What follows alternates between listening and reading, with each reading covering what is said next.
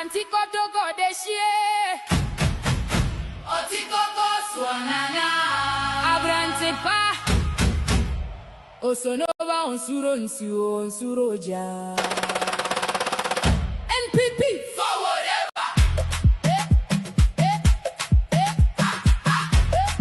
Forward ever. Untumi obiensa womu. Obiensa womu.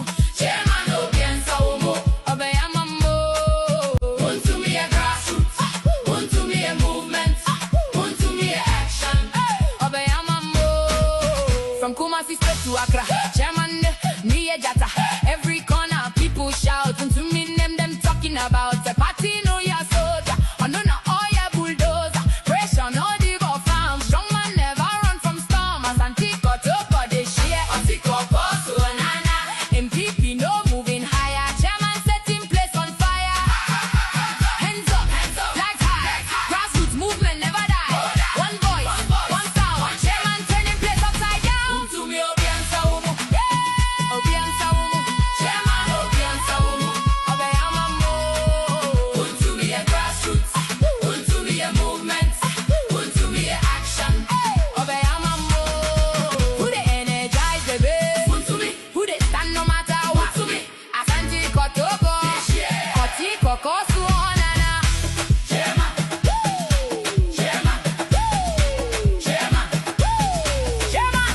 Forever. Media pressure, no fee stop 'em. Every attack only make 'em stronger. Youth them chanting every day. Chairman leading all the way. Also no spirit in the blood. Fearless heart never go down. From Ashanti to the nation. Chairman bringing motivation. Obiensa womu. Chairman obiensa womu. Obeyamambo. MPP forward ever. Asono power forever ever. Hey.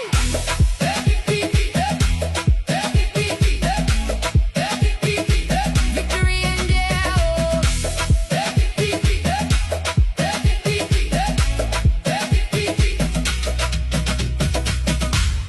Victory in jail. Hey, Chairman Oba. Asanti kotogo deshie. Otikoko swanana. Abrante pa.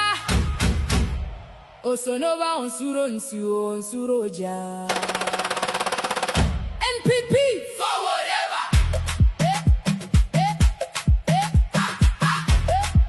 Forward ever. Untumi obiensa womu. Obiensa womu. Chairman obiensa womu. Obeyamambo. Untumi a grassroots. Untumi a movement. Onyankropon enye nimpa. God is not a man that he should lie, nor a son of man that he should change his mind. And I pay Papa Christian, you may be just so na me da show cry. Now, as a this is a big question, and I'm asking you this morning: does God change his mind? Does God change his mind? Question. Working Can Numbers chapter 23, verse 9, and Exodus 32, verse 14. And I pay Yankin Kasa and Seminole Chrono and somewhere. I said, does God change his mind? When your group of son Adriana, Debbie, okay, can't your chrono, Chiromu said, the young group on was the son Adriana, when you may be home, or you only pop with your truck, or you only pop, that was the son Adriana. You only pop Bana, one war in your group on one tissa. It's in Numbers 23, verse 19, Exodus 32, verse 14. God is not a man. When young group on and your nimpa that he should lie, so be a trump, no a son of man, when you nimpa that he should change his mind, so bet me as a son Adrian. And in Numbers 23, verse 19, Exodus 32, verse 14. Now, after Moses intercedes, it says, then the Lord relented and did not bring on his people the disaster he had threatened. amma ensohwe ene owie ne kase a ebro no nkwadifu asoro amba wo mo so abra Mose atie gina dia ma ne chidifo na Bible no say kan at the twaso say this seems like a contradiction. Okay, karaka so Yakobon asesa na adwibisa there. If God is all knowing, why does the Bible say relented or change his mind? Was it the test for Moses? That is a big question. And I pray the American man is on Yakobon asesa na adwin na momu no eto de bia o to nipa fan so hwemu na wa hwa oba ebano ahwe ni onimpa ebeye so nimpa betintim e wasan so hwenu mu a joga so oni Yakobon asesa wa adwin betijina ye e won pa bomu sani na me kai na no Yakobon wo aso tie ye wo hia me boy bra bi so se wo rinja me na wono mpa me jare ntina nda wenu mu na no eba me so aso me tijina won pa bomu adentia ayen so hwe bi Yakobon e de so hwe ne ma he se onimpa oda so di mechi ya be famu na no oda so kai me se me na me boss ni asase ntino Yakobon do onimpa to so hwe mu a ye se bia na se me so hwe bro so na mo bi kete wese so betumi agina no ana na no na nipa bebre no asan so hwe no mu ferie no ferie san so hwe no so de ya wono be kaso Yakobon asesa na adwe e de afa ho san se ebre bi wa hye obose wori nja no wori mpa sani o hye Mose bose obegya na chi ti japa na Mose agina on pa bomu asoro Yakobon na so Yakobon was relented and said wo yinani man no bisa no and hey ntesa wo bisa wo say en so hwe bi Yakobon ade so Mose hwe ya na ensem na mudo na so age wo mu a woro mu ewo huhum nti ase na wonu betesa ensemi ase eso nipa ba no na bemu bebu nipa ba na bemu ebebu so no pay shebra sisafo no shebra danedane-fo no shebra kurakura-fo no oni ne urade sino ye ni biribi fufuro bi aye ye ni star bi ayi epeje ye ni na to atwede apon Yakobon ni mu basa yi ado otobonsu tonsu bonsu akrobeto Yakobon bantwebuan hubu etuduro kantan mantukodu abakankamu a yemfani sinsenso no muduro danso ohinta murukubechi akrobeto Yakobon nyansa bo akwapo ne nyansa ne kilobyte odi ama yansu ehunya wo se enim nyansa dodo Yakobon asem na make abusu ya na me nyansa mo yesa me mo acha no pay. Good morning. Bremo.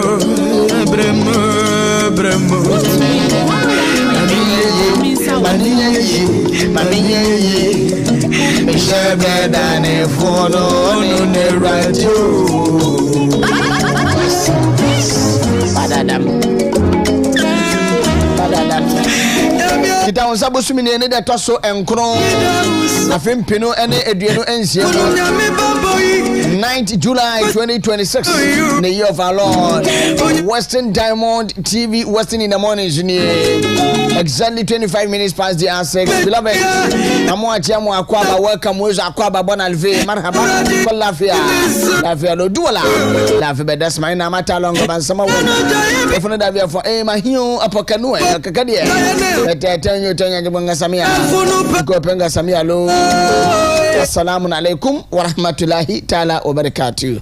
Ana pray me say wakame ho na wore ehwemye Western Diamond TV eso na o text message no and WhatsApp message and menu ya menu frase embra fafa 0248 07 1174 0248 07 1174 na yanjibre na yankenkan emfa emawo ende ewodumedie no at exactly 9:40 be me muso na epevi way for Untumi Sports Buffet from Kumasi Untumi TV na enwechi no yato aso akopem se osikeni from Paul Manson ede oman empuntuo ebebra at exactly 3 p.m. kopem se no nsia ebebo ende yawadati ya abaya eno wa ke na yaw enna sefu na no anopei ena emoda intimo mama ni ngina mo nsepem ho ewo ende yi emomeda se ebise mameda me ho bra sesi ana ye metoas na ansa na no aboafo bebre no na ekura me mu na ye hesa won so beba abɛka ho ma me fast da emfama Yaro Kel wono na hwe MC aso a wode yan aba TV no so Samuel Dingo enso na ehwe cameras no so abena se wa mani ampon ebo mechi dom na barema ba na Konadu abu Prah ozikani frempon manso omuna no enso eka ho medi ede wochi ramaba AS Enter the radio PRO the Kubala man. Good morning, Bebasisia. Remember the law. Good to me, 101.3, Nyamin South. Hey, Chairman Oba, Asanti Kotogo Deshie, Otikogo Swanana, Abrantepa, Osonova Onsuroja. NPP forever. Forever. Untumi obiensa womu. Chairman obiensa womu. Obeyamambo. Untumi a grassroots. Untumi a movement. Untumi a action. Obeyamambo. From Kumasi straight to Accra. Chairman Niye Jata. Every corner people shout. Untumi them talking about the party no ya soldier. No all ya bulldozer. Pressure no dig of farm. Strong man never run from storm. Sana pay ma menye exercise bi ansa yewura enkomo mu se ne de bia me ye no no a me ye exercise bi na ya do fa me na ntene ehwe enra attorney general odidi di nkomo no bebrebe na akwa se yewura Abdul Hanan Wahab and the yamano bail no ehano e kwan bi so because NDC amanyoko na aba no eba na o maba ne se we me take revenge iso obi anya wo mo bone wo mo ne omho na ekun obi anya wo mo bone wo mo na see 21.something billion dollars bi ehye government officials adade bi no to a wo mo edge through oral operation recover all loot so mo ba yi oral no adane enchen oral rehydration shot otia no na wo de ogunzum na wanom oral na om kan adane enchen intino wo mu ni biribi fufuro bia eye se obi awie sika omuni evidence to that effect eye sebi producer ensensem bi na omofa kwan bi so ede ensem no kra atotototo NPP amanyokuo no past officials no ebi eso na womo a emmere wo mu no wom de sebi eduba bi a na matiada na mabamu ebu na so ebi mo ho a womoni eden to the extent say wona obekon say ebete for example you know Charles Bishop eduba bi say yi case na court case no kra de yi ase mundi monto so na mundi case na ye find say anas na say makwakwa jadamudie intimude mundi NDC ba yei omo fa kwan bia so ama asem na aye huhu bi so ne ade a enso Charles Bishop say wo ye oman bapa wo ye obi obuga na mra muni na Abdul Wahab Hanan enso aye similar thing me ba to me ma screenshot of enkomo bi a akoso Abdul Wahab Hanan e ba no wo custody no what class sembi na obi so aye ko sasam no a Abdul Wahab Hanan etro ye no say ono ke benya kura no anka na lawyer for no enjai no na wanda custody ho iyeko custody no wanda ho no offendi ono ankasa asem because and some no attorney general and minister of justice wadi edi no ase wo painting black so wono woni mpefe se wonye biribi saa and the attorney general enye simpie bia na so gina so a no pese ogu nanim ase me ba chobe to be this screenshot na to so their mama if only if se ho a anopai na mekenka biribi kakra emfa ensem bia Yewura Abdul Wahab Hanan ede aba matresu breaking news enti wonya sa screenshot na ode atoso ede amame so now mekenkan efre me phone no so ya beto screen so de amam Abdul Wahab Hanan Aludiba has been released with the illegal custody. Of course, it was an illegal arrest and an illegal custodian. I mean, can say custody, and I didn't got to here. It is illegal because near omunyina swa, kwa do no omunyina swa. Wamode actually no. Say wakwaso wakwa isika dey free a frozen account mu. when you believe because as somebody a dear to Pempensobia, first case no crown or year dear no, yes, so we are minor or cause financial loss to the state because these are some of the charges are Yelema Brantiano, and you no ponting a just where they tell you, no, you say, account now, quarter in the status one. Attorney General ya where say as a time where Yaman class UK for medical appointment, you know, not sa account issue, no, ye just ask some crama, just a year, so branch of home campus say, which we could free account him, that is Republic Bank account. Now, so Attorney General for can be also, as I'm not court into no be a Bruno, and yes, you can be. Say, you go to a branch, you know, our airport, Abba. Walk on the medical bookings, Abba. Yanko Quatrino. But in a gun for the got to custody, no.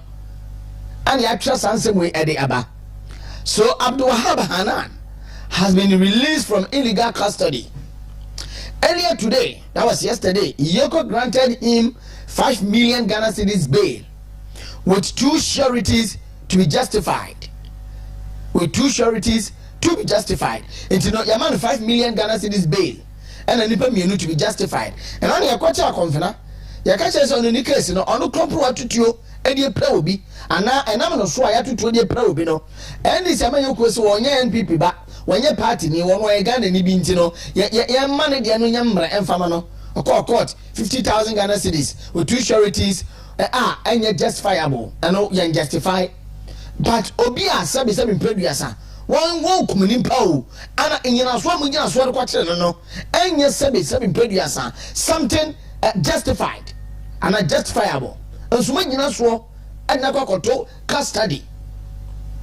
Now, money bail 5 million Ghana cedis bail with 2 sureties to be justified. A problem. Hanan told his lawyers not to worry.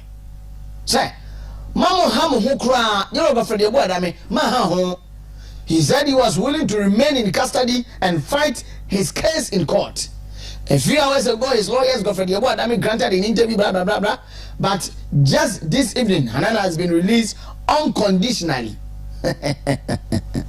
Now, I found so at the Accra at the Aba.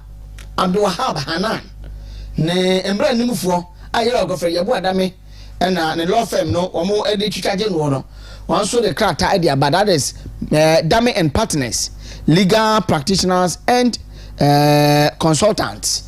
Into almost the car tidy by and on the screen this one. Now making kind a century na cannot make baby kituabi a womuna a day and come with DC. Now my show attorney general and semi work career for Banton when your platform beer or person NPP nibe biano who couldn't feel not 1 year bonibia. None in pan wogun fin 1 year bonibia. Into no tomorrow is pregnant. Tomorrow is pregnant. Tomorrow is pregnant. What's that? Tomorrow is pregnant. What's that? Now, and some of the fruit, and from a piano. Ochina, and some of the fruit, and piano. That is why I'm saying, sir, tomorrow is pregnant. Now, wait, so, Attorney General's press statement regarding the unlawful arrest of Hanan Abdul Wahab. So, the attention of the firm of Messrs. Dame and partners has been drawn to a press statement issued by the Office of the Attorney General and Minister of Justice on 7th of July 2026, purporting to further justify the unlawful. So further justify the Attorney General wabono 2 year fita, wabono to pada, and wabono fita duku. Just wa ye the bidding of the paymaster near otia the kind so and one wa ye the bidding of the party now. One nam swore by Attorney General and Minister of Justice, no. Debiano, he's toying the direction of the NDC. The real friend who say a Minister for Justice as well. Into pari yano mano edi edumano. So what's steady Attorney General when in Kasemu and in Ninyemua. Debiano biano no hubo mubiano opese what justify any money party NDC party and nam swore obey Attorney General no. But anya no so any dibu mine. So further, he is justifying the unlawful arrest and detention of Mr. Hanan Abdul Wahab, our client, on Saturday, 4 July 2026, after he had been granted leave by the order of the High Court, Accra, to travel to the United Kingdom. And you know, we cry okay, but you mentioned Banisasha say the next slide, you know, so we cry okay because I say a grave misrepresentations any fact calculated as a bribium we piano e bribia sabi ahihye e de ato and ye say ye beye na ye ni nyina so still na no ye be bribi to represent something misrepresentations nko and attorney general we eye one me ya tire nipa no wa bra e unlawful still you are justifying send your wo ye no eye adan. So Godfrey Yabo Adame counsel for Hanan Abdul Wahab and an ensa eshakrate yase. Me pacha now, yewura mu with ensembia hodo bia Attorney General akeka some screenshot or anase artworks of Attorney General.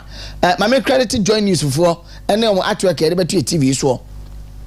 One, I say Hanan used an online booking on Boots, a UK beauty retailer, as evidence of medical appointment to secure leave to travel. I say, Papa, minimum ade. Minim.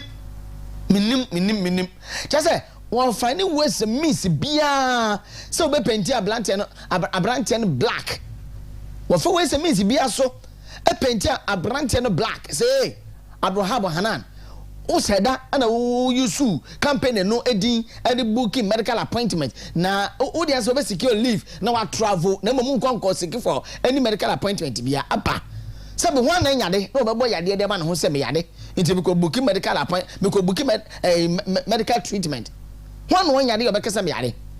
With all due respect, you are Attorney General, Minister of Justice, and someone who can you be quite you want to say oh yeah politics too much our office na ekuta wo nim oh yeah office too yeah politics too much our office nim yes abrantia no ma charge no for stealing and causing financial loss to the state but in same was work for abrantia wo ano he enye to extend say na yere bag kra na o yusu na wakwa ya press conference na yusu bag e ya aboden na yere no nya adwuma bia boso mini kuru tua na 5,000 aba into mesia oba you tell ka 5,000 who be da you tell oba ka 5,000 who be da and we su bag expensive ni adia Attorney General excesses no enye emfaso bia ma oman no excesses ni akeka ho and many more no and emfaso bia mbra oman no say who stick to the fact and figures of this matter you better do please nature excesses now de keka ho no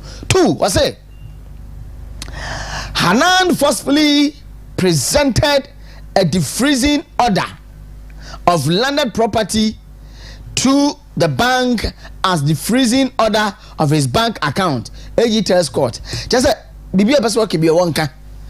Your person can be a wonka. Na, I say tomorrow is pregnant. Medin kaka me say tomorrow is pregnant na ade ne dane na say NPP amenyo kon ba abemu na omo so etua mo bone so ka ishuru how say be say ishuru ku ishuru munye din mo bi ankasa ku ishuru intino me pesa wotin no me bi ase ene be bia ene for de mra no ene fa say wo mo ma pere yo no enye adwuma and amaimu oba wi ase so many years what is aben bia baso a why nyoma troka higgledy disorganized way okaso na wo justify say me die na ye you oni pa bi no sa ho why mfom so ese wo je ne fom so tum no still na no justify media no na ye sa fo no we abonsamfo oni pa bi o te se bi abonsam wo beifo say media no na ye meanwhile ade na wo ye na wo say ye no domini na so say enye enipa domini na say nya wo ye ne nya so say media no na ye be for such a person or be for why be bonsam na tomorrow is pregnant me da say yanko enim na anopai me gina the health minister so kakra na wi a tiesimu Kobina Minta Akando health minister MP for Dwaboso in the Western North region. In fact, Wakasa Papa is a disgrace to the Western North. Yes, he says disgrace to the Western North because the breakers here be say, Anka won't send fata because we are ranking member on health or parliament in Tino. About whereby you know, said we need in the Kobinua and in Padombinua. You bet you have with the Brebia, a best suity woman, Nim dear or ewo, and my expertise or ewo.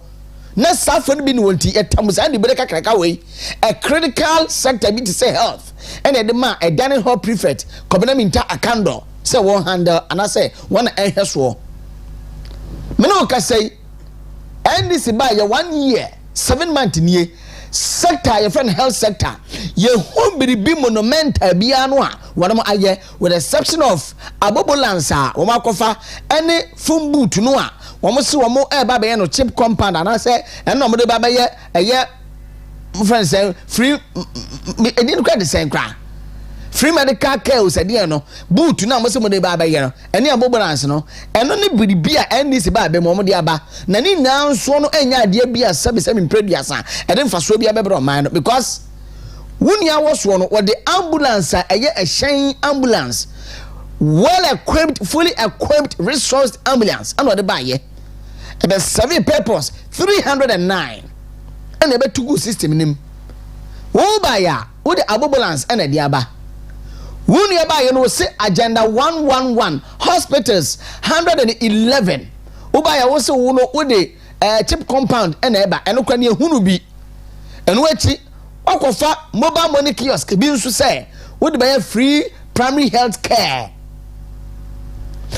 in terms of health there to me compare the NDC to the NPP because now that kwaku fuad we buy 37 health interventions and what they buy 37 health interventions and these interventions were monumental na idea emu do bako kromporo asomo ema mining na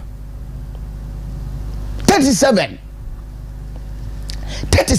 ajimpo bako eduasa enson ana nanado dan kwakufa ne doctor ajba mo ba omia e wo the health sector nkoa no wotumi initiative ye bako bia abu oman no positively mini bi enti america sa agenda 111 ho asema ye kan health minister say one NDC for bad omaba no one omo yomadwe so mba agenda 111 bia do omo the campaign ama his excellency John Dramani Mahama can say waba all uncompleted projects of the previous government, that is the MPP no obehwe na watumi ayeni na complete ni na commission wakaye eya sama da ho video ni available say waba Ghana for money 2 million obaya mampani a previous government say NPP all uncompleted projects be an over complete one commission eya sama mampani kan ye omo de ye politics and the campaign e de ababeji to me enso me no ka say agenda 111 no enura our parliament kobena minta account his his excellency honorable was say only 35 out of the 111 no and one NDC for health ministry no wo metumi edom said yaka intenderi adane ntoka kase pa e wo man Ghana mu ha ntoka kase pa e wo man Ghana mu ha because obia no a owo agenda 111 our the district biano you do level B obepe say the selected 35 no one also the district there no ebeka home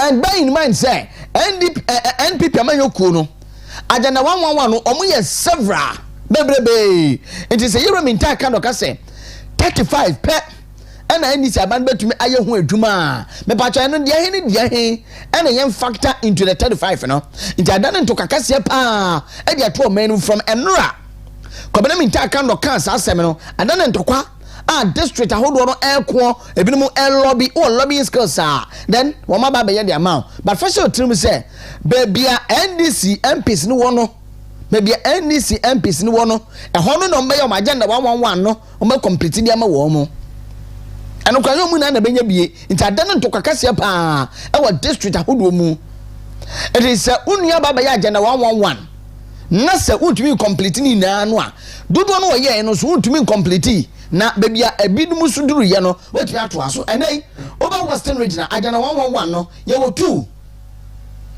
bako ana wo ayi friend say e ho friend say bokro agenda 111 na hanta was bokro ye wie bibia intact so ye say function nya dwuma okompo eno ye na mfiri wo baaye agenda 111 ba ko e wo mpo edu level bi e be say between bokro and mpo say mpo no health minister so person choose ba ko a why dey and won choose o the one at Boko and I said the one at Mpoho. And you know, seven previous. Oh, to me, never be farmer was swap. Oh, just our bono chrono. And this, Montu never be a farmer must say, when you have a farmer must say, most say just our master chrono. And to look at a hacker cinema to a memo in terms of the health sector. No, you mean Takando as starting in term. Oh, by this, I said, you know what my idea about the health sector. Nothing. And you know what my imagine say, yang, and yang, and this year started yet. And yang, and this year started at 111. No, yeah, but I find shit to say, I get 111 BR. It is an MPP. I get 111. Yeah, you know, Munyasem. You bet me up 1 it's about 35 out of the 111. And yang, and this phone started at 111. It's the event some punka. But there is soon a and so the 35 out of the 111. Usha Bibi to say Weja Pediatric Hospital. Weja Pediatric Hospital. 2023 year and NPP started here. With a funding from World Bank. You know what I mean? Kind of say Weja Hospital, no Pediatric Hospital, no.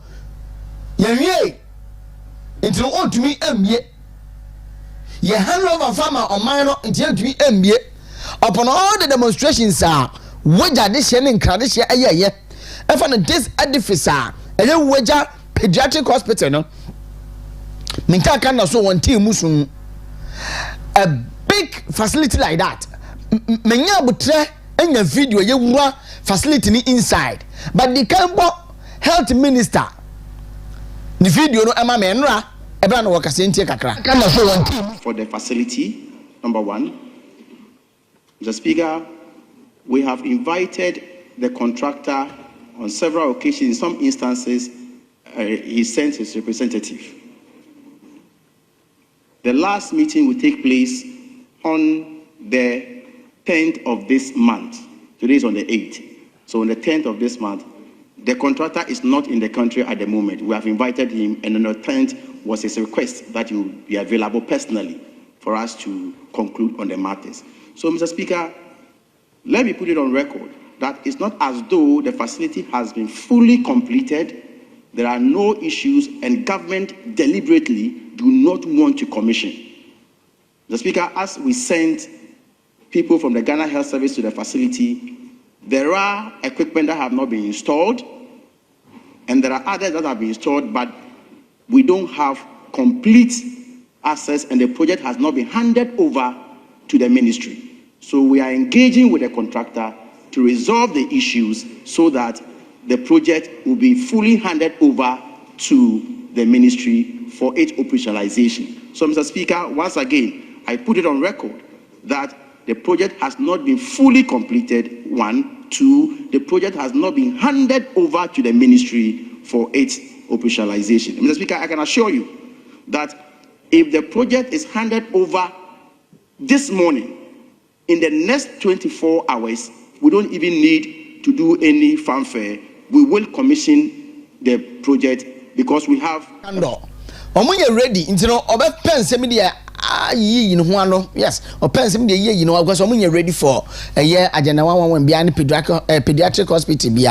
But I make us say about the video of a year Weja Pediatric Hospital. No, and they are to the mamma nice edifice. But some project ocean is ano project Hunakakasano Ministry of Health NPP plans for 2023 and one more. Initiated this project. When I share video, no hospital now. Problem cannot say. I can't hear baby no womu and never go cry installing womu no. A pediatric hospital and a what neonatal intensive care unit no ku as womu and I am Kwara hospital and Kwara hospital. And you know this edifice, this facility, health facility, problem kando area parliament. Say, installing it has not been fully completed. It has not been fully completed. But aboko ntwe se misuma ni mani me ba na nya hu na so ye NPP insano o NPP insano aye enkwada hospital NPP insano. During the administration of Nana Dada Kufuor Dr. Haj Mahmoud Bawumia era and enya enkwada hospital Weja Pediatric Hospital Awako Construction Limited and a woman esiye ye the contract na ma woman Awako Construction Limited through the funding of World Bank and the funding 120 bed capacity, 120 bed specialized facility equipped with a neonatal care, intensive care unit NICU and a pediatric emergency services. It's in the hospital who says was ano and yes kaketwa no ko mu now so eba ben say sagleme housing project ni bi sagleme ye den sem yi ho ano and a contractor no friend na obi man so dey be representative na eba man say sisi was a TV ni ade na abomu bibia busu bibia omu o and yes bibia ka bibia nka ye complement account do say ye wan nurse for we kire wa eba no say ye commission e betumi de o ma ye dwuma enso so won ye na so be commission enti na nurse for no a wo mu go on no kra ben na wo mu enye no kra enti Weja Pediatric Hospital and na wo hwe o TV ni so no complement account say it has not been fully completed. NPP na ye yenti ye na yakase NPP mo ana ma sa project we ye commission akwa se Afari military hospital Sewia hospital sana akwa ye NPP na start ye nti ye ntoa so ye beja ne sa na asai me da se yakwa enim ye obra masa aya discussion we but the brand nti yakwa enim ebripem e be sa revisiting this Weja Pediatric Hospital na ne ehwe nim se ne Honorable Patrick Buachi Yadom or deputy ranking member on health our parliament was also MP for Obuasi East na ka se ne ni di nkomo back me binti efa konkon ha na yanko enim yenwura manyo se mu biem na nyame ya atuma on the 19th of September and NPP amanyo kuo no ediesi wo se Wamukakwe National Delegate Conference. But me okay with this video. Why? It's yanko NPP. Wamokrata na wamode abano eswo. Say National Delegate Conference, you know. Wanumbayan on the 19th of September. No they elected the national executives. Yaro me da say it's yanko NPP krata no so. Thank you. Na NPP amayo kono de krata e de aba. Wamu ka chega na fu na say yakwa koyi national executives on the 19th nyame aduma memene nda no kusia de enemu ye yakwa koto aba de yi constituency executives na August wonso no yato aba de yi the regional executives September na fe ya the national conference, you know, me da say. So the new patriotic party to elect national officers on Saturday September 19th 2026. The new patriotic party has fixed Saturday 19th September 2026 as the date for its national delegate conference, at which delegates will, among other matters, elect national executives or officers of the party pursuant to Article 10+1 of the party constitution. And you know, the decision was taken by the National Executive Council (NEC) and subsequently approved by the National Council at their respective meetings held on Thursday, June 25th, 2026. So ahead of the conference, the General Secretary, acting pursuant to Article 90+2 of the party constitution, hereby formally invite proposals for amendment to the party's constitution. You know, amendment to our party constitution. Delegate conference. You know, all proposed amendments should be submitted to the office of the General Secretary at the party's national headquarters or transmitted electronically via the link. The deadline for the submission for all proposals is Friday, July 17th, 2026. Medas intino okay. Intino party no de enhye de aba say nyame aduma ekwa delegate conference near the national executives on the 19th of February. But Friday, 17th July, uwo assembly a wo say ye insachere ye constitution mu so a na otumi atwe de afa link we so na odi aba na mum kanasha no say deadline no 17th of July 2026 ya na ense chance na Justin Kodia from Pom Yera Richard Ahiagba akasa na onso di koma fa party nhye o maye no ho Nene nim say esuyire na endei akwa the hallmark of Oman Ghana esuyire akwa the hallmark of the country. Ndey so petika krebia na enkran eyiri na other regions nso eyiri. Obi nim de akofa ba ye nanso environmental scientists bebre no akire mu say efi na adokro wo man yi eno nti na ama nso to a na eyiri ade afa yen. But obi nim say eba no atoranchem disaster eba no atoranchem a won a etumi manage ni better good best the NPP record ne da ho atoranchem tuem profiri mu wono the better managers of disaster NPP na NPP evidenti say ye ka yetumi kra the covid the toto and they esuyire ye eyiri fa nkranfo yi ye hunu navy force omo de speedboat no aba be see esuo no so a homo di eyi won a onwo aka adwa mu won a air trapped ewo edan mu ni ade won a air trapped ewo cars mu no ye hunu se navy for at the boat at the aba all because ye need defense minister ono be sanction say mon konko say adwuma we for very good make can say 8 months and because August September October November for 1 year. Because last year, August, 2025 August, and as I see, and you know, you one next month, 1 year, and you need defense minister, and you are trying to Musa, and as MBC, let's say, defense, yen yes, our bam bonomapa, because defense minister and sanction a year. Yen no be mananga so me kwa be bra defense minister and sa en chassis. Nti nsuo yiri fan kran for mo ntiase say yan fasa boat na famba na mom ankran bi no mo interventions and tumi bu aye tinipa telephone no a wo mu wuye no still na no yayi bi no free atechem wo no ene nimpa 90,000 no my displays no say NPP amanyoko na wo so a na ka erinsi da atorentem ne say beba mpa ensunsanso no enye this devastating enye kase say ne to ye nanu ye a enkran e flood ye ya eno no eyiri fa so ni empempem ena wi ye no the same thing as in 2015 yeah June 3 2015 the same thing is here ani na so e ya abakwase meda ha say NDC ba bemu a ani etototo ye no eni enyan pa na omo mpese o mejo mfom so de atomu ena omo justify kwambia so say wo metumi aka biribi ede abatabata nsam a ekoso ehom na anopai ebedi nkomo no beberebe ye try lines no say betumi nya mpenifa hodo so na ye na omo edi nkomo so still on the sanitation issue no Yera Raf Edusei Pokua we member of parliament for the good people of Bekwai was also here ranking member on sanitation and water resources our parliament.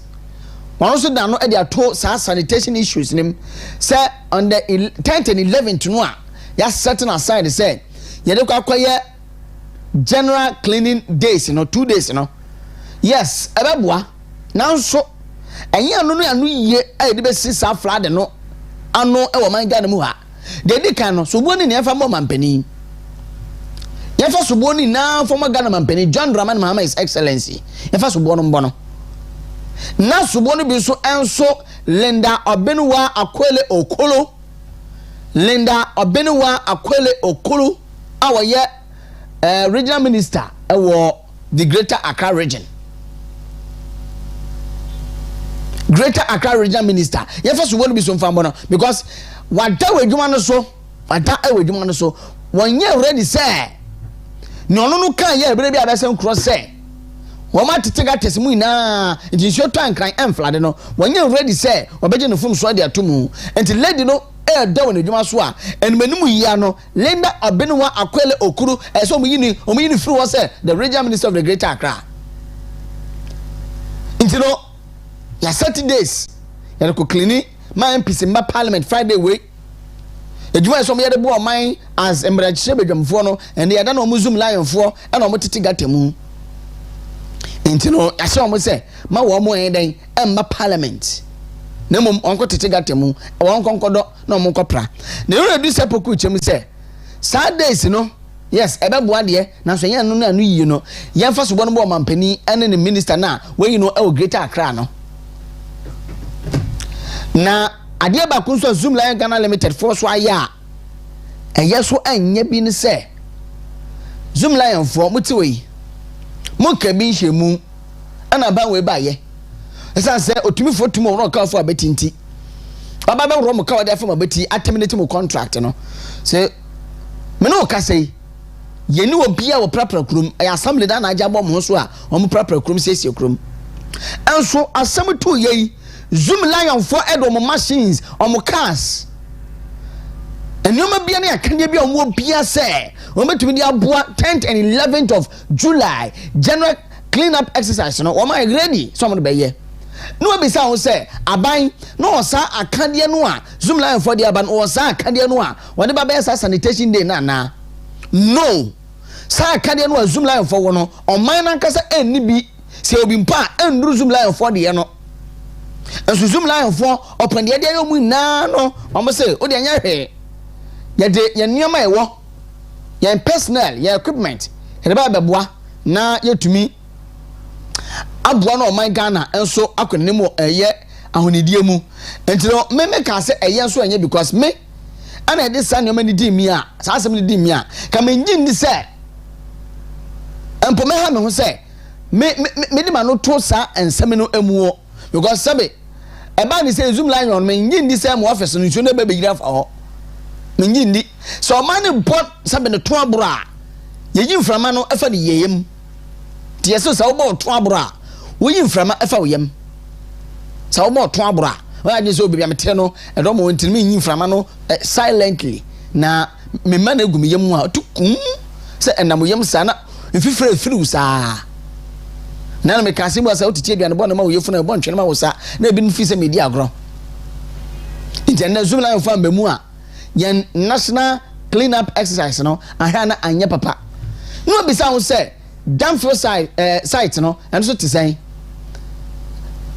sa landfill site no baby a two ball ahodo do go no and so to say ye manage ni say because and they a general cleanup exercise so o my money na the flood prone regions no and no be say ye landfill sites ahodo no ye manage ni say say the same wila ne bebre no aso kogu ha ye betuma manage ni san nti no san no mani na say you put it into consideration enye say be general cleaning na ne ye no ye de ne ye kwa akoye na mom ye no na ye na edimu ne landfill site ahodo no so yetumi aye ho adwuma na ankofa ohaw foforo so amfa mba because edi wura no kogu bebrebe no san so abetina ba krom na no so akofa suire e de abe abia na won a etiban landfill site no ndi ye hwe ni ye sa general cleanup exercise na kwakwaye no ebeboa but ye hwe ni ye ni atoto nneoma yiye nti no ye Richard Ahiagba akasa de afa yenya na ye na ne be kasa ye wura eduse poko nso akasa de afa ho a sa mpenfo mienu we yenya mu bia no a ye no be kasa afa koma hodo fa no that cleanup exercise no a ya me adoma Friday ni Saturday ye kwakwaye ba mama kika bibi kakra from Zoom Lion Ghana Limited ye wura Joseph Sian Japan Jaspon and pe mama nchia no wate nanimu de but ye mu bi wa ke ka chen senka on say ko na no tumu kura because abawe abro ni be yenti ana nne esu yire no eyiri yen kamakade no kura de say kamode ben ho kura because abawe aboyabro in terms of sanitation aboyabro.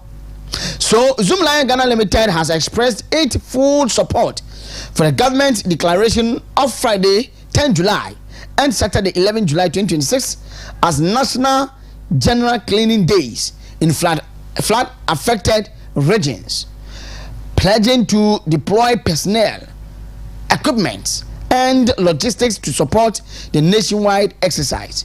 In a statement, the Waste Management Company commended President John Dramani Mahama for what he described as a bold, a timely and decisive intervention following the recent floods, saying the initiative demonstrates a renewed national commitment to protecting lives, safeguarding public health, and restoring environmental sanitation.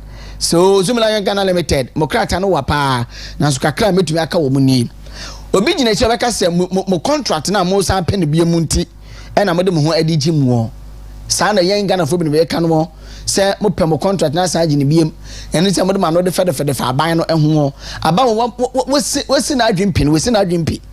Wabo ne timu po no, wabo ne timu po. intino zum lion momo de mo nya ne betumi aye na mo sa soso ankra bi me dwuma ko bi a mo provide services ama wo mo no mo nye no na me se ani si aba we mabo ne timu po se wono no de won kasa mo ho intino contract no won sam fam ma mo bim ene de mo ntem ho ase very well and I pay alliance ni to mo fa nche na yeguso yenya ayem penfo no a na eni o medi nkomo from the horse's own mouth into yenya penfo na eni o medi nkomo but ma moving on na mindi san komo we ma mindi komo we embra enro me be ka bi fa no interior minister ne assurance committee okopie o manim nkomo odi to manim say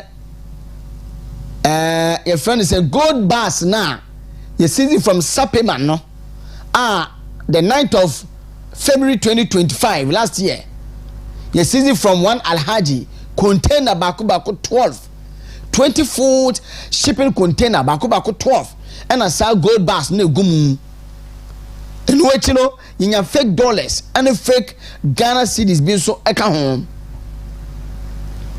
sad day no abepem nanwa na the interior minister any commercial committee anymore no ya authenticate gold bars no baby na gold bars no one there ye na nya we but you say na national security for provide massive security national security for no mo provide massive security e dey ma gold bars no but near interior minister kan say cedis the dollars and the fake ya no Bank of Ghana fashion no name gold bars no eno ne dey ma same jamfi say one hwe no authenticate enti na me bisa mo say ya on fidie bisa ho yes I bet me dey authenticate say we pure gold and yes ya some fidie no na gold board will be ana I don't know enti no Sunday yasesa PMMC Precious Minerals and Marketing Company ni aya no gold board no I was seeing the PMMC for the komo ebi say omo say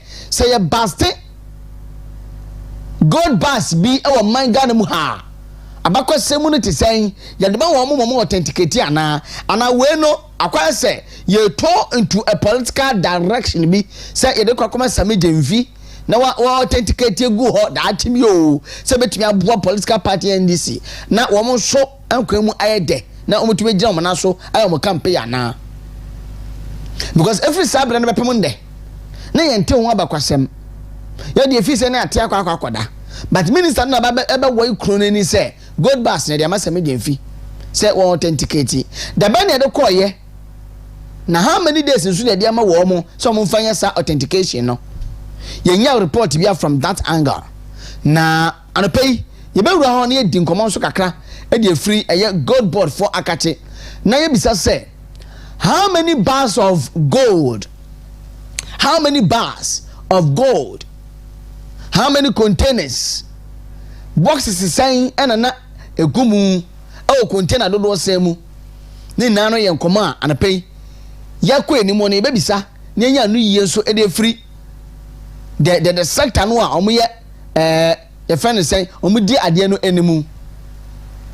Na me bomb page be tumenya lawyer na kwesi ewua akane no ye PMMC managing director because ono betumi the best person a obetumi aboa yen nyanya details of enkomo na yen ye hwehwe nda anopai nti no yakọ enimu no e be hwe na ye design enkomo no financial irregularities nso eba system nim financial irregularities say endey yakọ wiye sika efa sebu akwan so kuntu na se na yetumi ewi o man sika ano so eyansa ba ko a edi adencheche pa eno enkomo we na medi ye me kirekire mu sika dodo a afa nkrofo bi ensase NDC ba be mu 2025 nko ano financial irregularities na 2.2 billion Ghana cedis okabo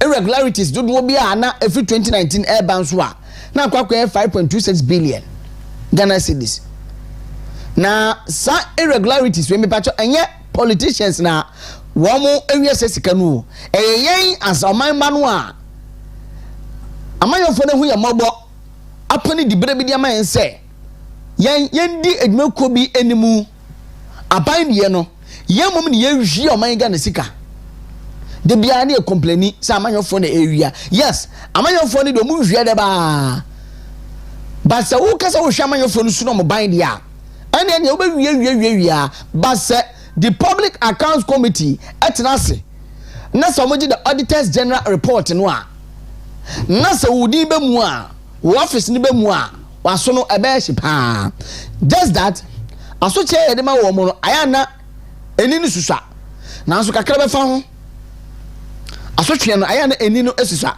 but kakra ebe fa ho ebu eso one refund sika no ebi okra no a yaka say won konko demu but at the end of the day yan ti se npa na kwa demu so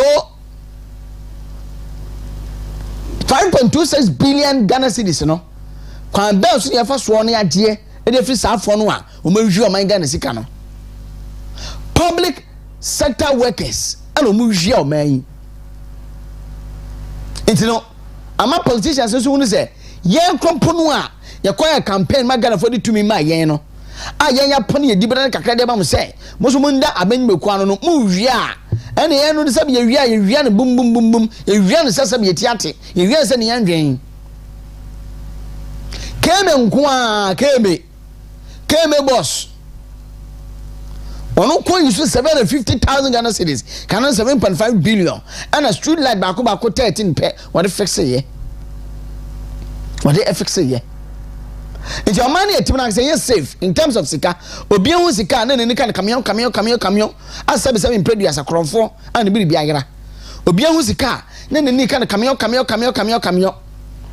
enti no obi apebi edi OPD obi a apebi edi e o man Ghana mu ha ya mo ya me so mpaye se ya benya adwen sachira okay mama ko manu samene awa Muhammad eni komo awa assalamu alaikum wa alaikum salam wa rahmatullah na ohoye ya dum no say oh yakopo adom me hoye pa very well jazakallahu khairan awana pay yeni komo miensa na mo me bobo no tewtew ni akoyedim de din kan no the transport sector NPP transport sector no una okasama mo kan won a ekasama won no eho ena no mo de character bi by fan of the 20 freight wagons any 2 locomotives bi a aban no mususu say 1979 or 1970 mo urban 1980 train that they be and the amayen a mo bisa amount involved the lifespan and common be since that day you didn't come on yen ho awa bia adama o reply mo ana e fa no request amade to mo nimu ho you must try o reply na mo say you be that mama share wa hwefo ni wati fo nyina na men ka some that for this opportunity o reply but reply o de ma no o sha omo e confirm nsema ye kan not necessarily say nsema ye kan no omo kan say enye no correct in the first place minister no ejitu mu say e refurbished omo jitu mu say enye mu no e na omo koto bae e dada na osan e kan say dada no bitima ye adwuma for 5 years to 10 years ansana etimi ebia problem bi beba mo ana abaho it also ne say osan CEO no ekokan say onu ejide say enye class no ye kan say ye manufacture in 1977 and 1983 76 and 83 no was say omo ebi nso wo ha ye manufacture no in 1990s inti the year kanu enye the upgrade and again sika also as a iswa inti yeto yenya no fofofo and again omunim say you should be ewo eye UK my musisia or ebi wo ha omuyusu na eno no me no enya clash ewo TV3 ama me can say you all can nya no correct because in the first place we can say producers no fry and checking my na yenhwe coolers no anasa 56 class 56 no omo ye mako 135 per yes 135 now omo ye no omo ye 104 e UK and omo ye 30 e Romania na ɛna ye kasa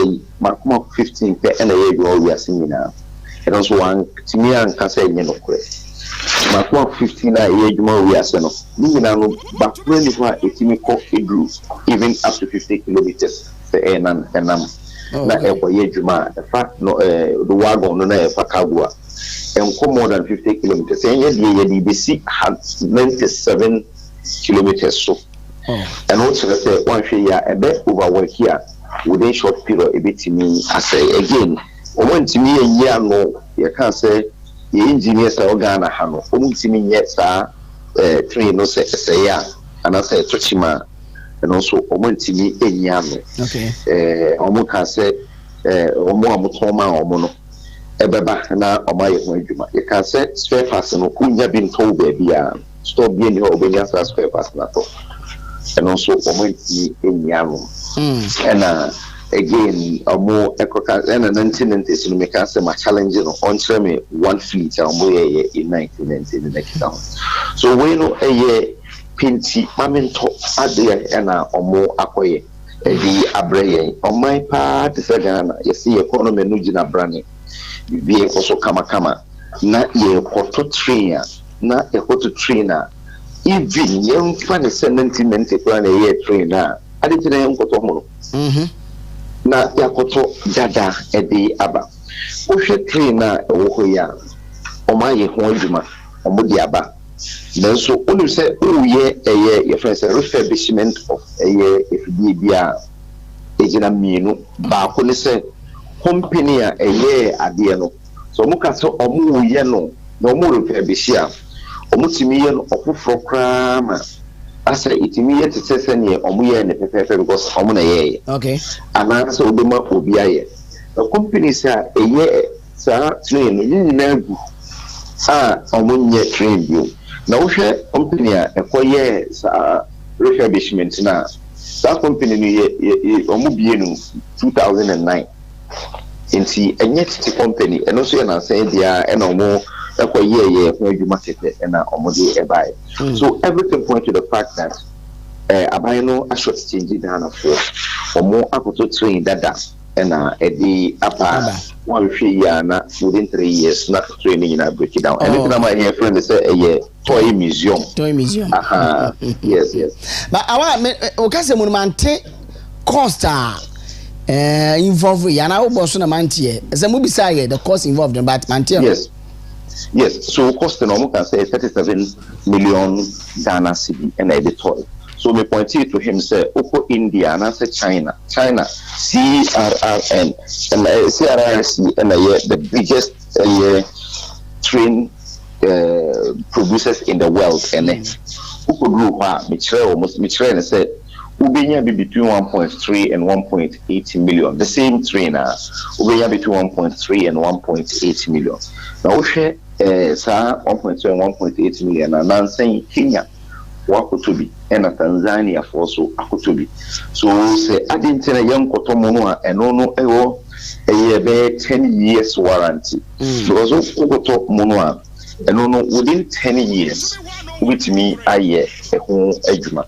And Ubenya and say you know so say with me enya spare parts no be so there is the assurance utimi sana ebitimi abo but unfortunately when to me enya no can say we know just fit for purpose and really say the best ebeboa Ghana for okay so 30,000 million Ghana cedis right 37 million Ghana cedis 37 37 million Ghana cedis. Oh, okay. We don't quoting in Ghana cedis. I'm say be a to be man, so no quoting in dollars. But then can find. I'm quoting dollars. They say anka. Look more because train no emuno ope emuno atwa especially a cargo. No, so cargo no bon share dan nyedeni. Okay. Compared to your friend saying a passenger no. Because a cargo no, I to say.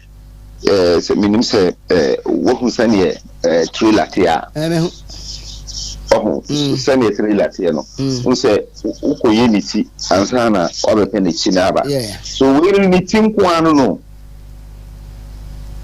Minnesota afia. Ni team kwana ese no.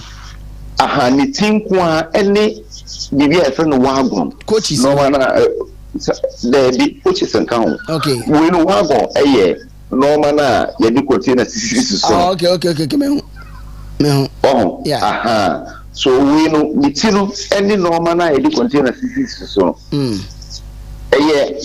mitino minu na container ne 20 we no sa ade na one car flat body me ba aha BBC sa pepe any mitino ever say trailer we yi na me de odesua no me free so ne body na na one so mitino wo na ne body na flat body dey fa sa cement no yeah enti di sa na e friend wagon so no enti e ma ko 20 enti sa wo fa na o fa container no ma fa e dey sisi so na ma loko no enti na ono atwen but we say no passenger dey no eno no boarding eno na akufo ado koto bi buy no you are inside that you are finish tintin a wasn't saa we no na e fa nipa makoma 220 ye di akufo ado koto buy no at go timi fa nipa 220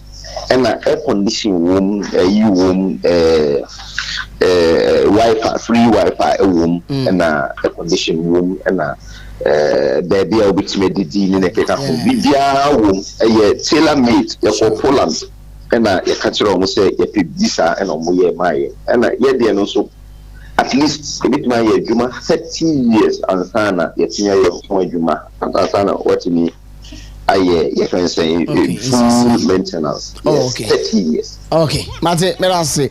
Now, me did so follow the Auditor General's report aba.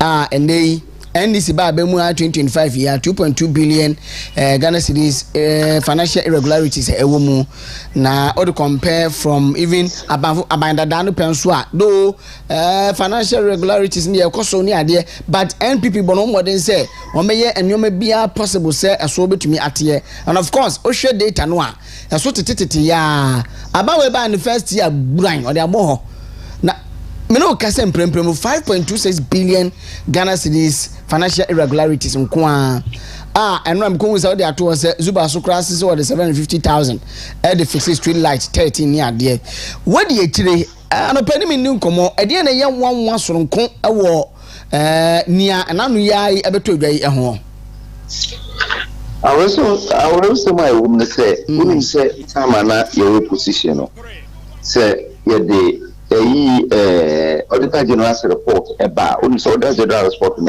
every year. Sure. And young Penny Bumunka. Who send this for that time? No one to me a press conference in Rebecca said, Ghana has Sika and Peniporia and Ono. Now, Oma Kadisika Bibri, no African in a boom. Now, Oma was Cabibri, Eddie Atoso. Now, you say a quite beers will be anchored. Enye senior omaka kwasema se Auditor General's report Ghana for anasa abanpeni for ABS kano na yeni eyi se ndis for anka bit my BBC na ohwe sika omopia koma omo last year na yemu bi eye wonwa bebre especially ohwe district assemblies na sika e ko district assemblies no enya semtekwa e bi se aso for municipality Sikana equate around 13 million Ghana cedi for just a municipality. So it will ever no na obi awon but ohwe abakosama time Auditor General's report kura no of pa I see that 2016 under Mahama. Okay. NSC assign Abba under his first term also. Last term, no, and look at the Nanka said, so all elections into all years and procurement being like it. Sure. But we need it just within 1 year now. Waba Bemono, and now to the extent that a year almost double of a year irregularities are a war.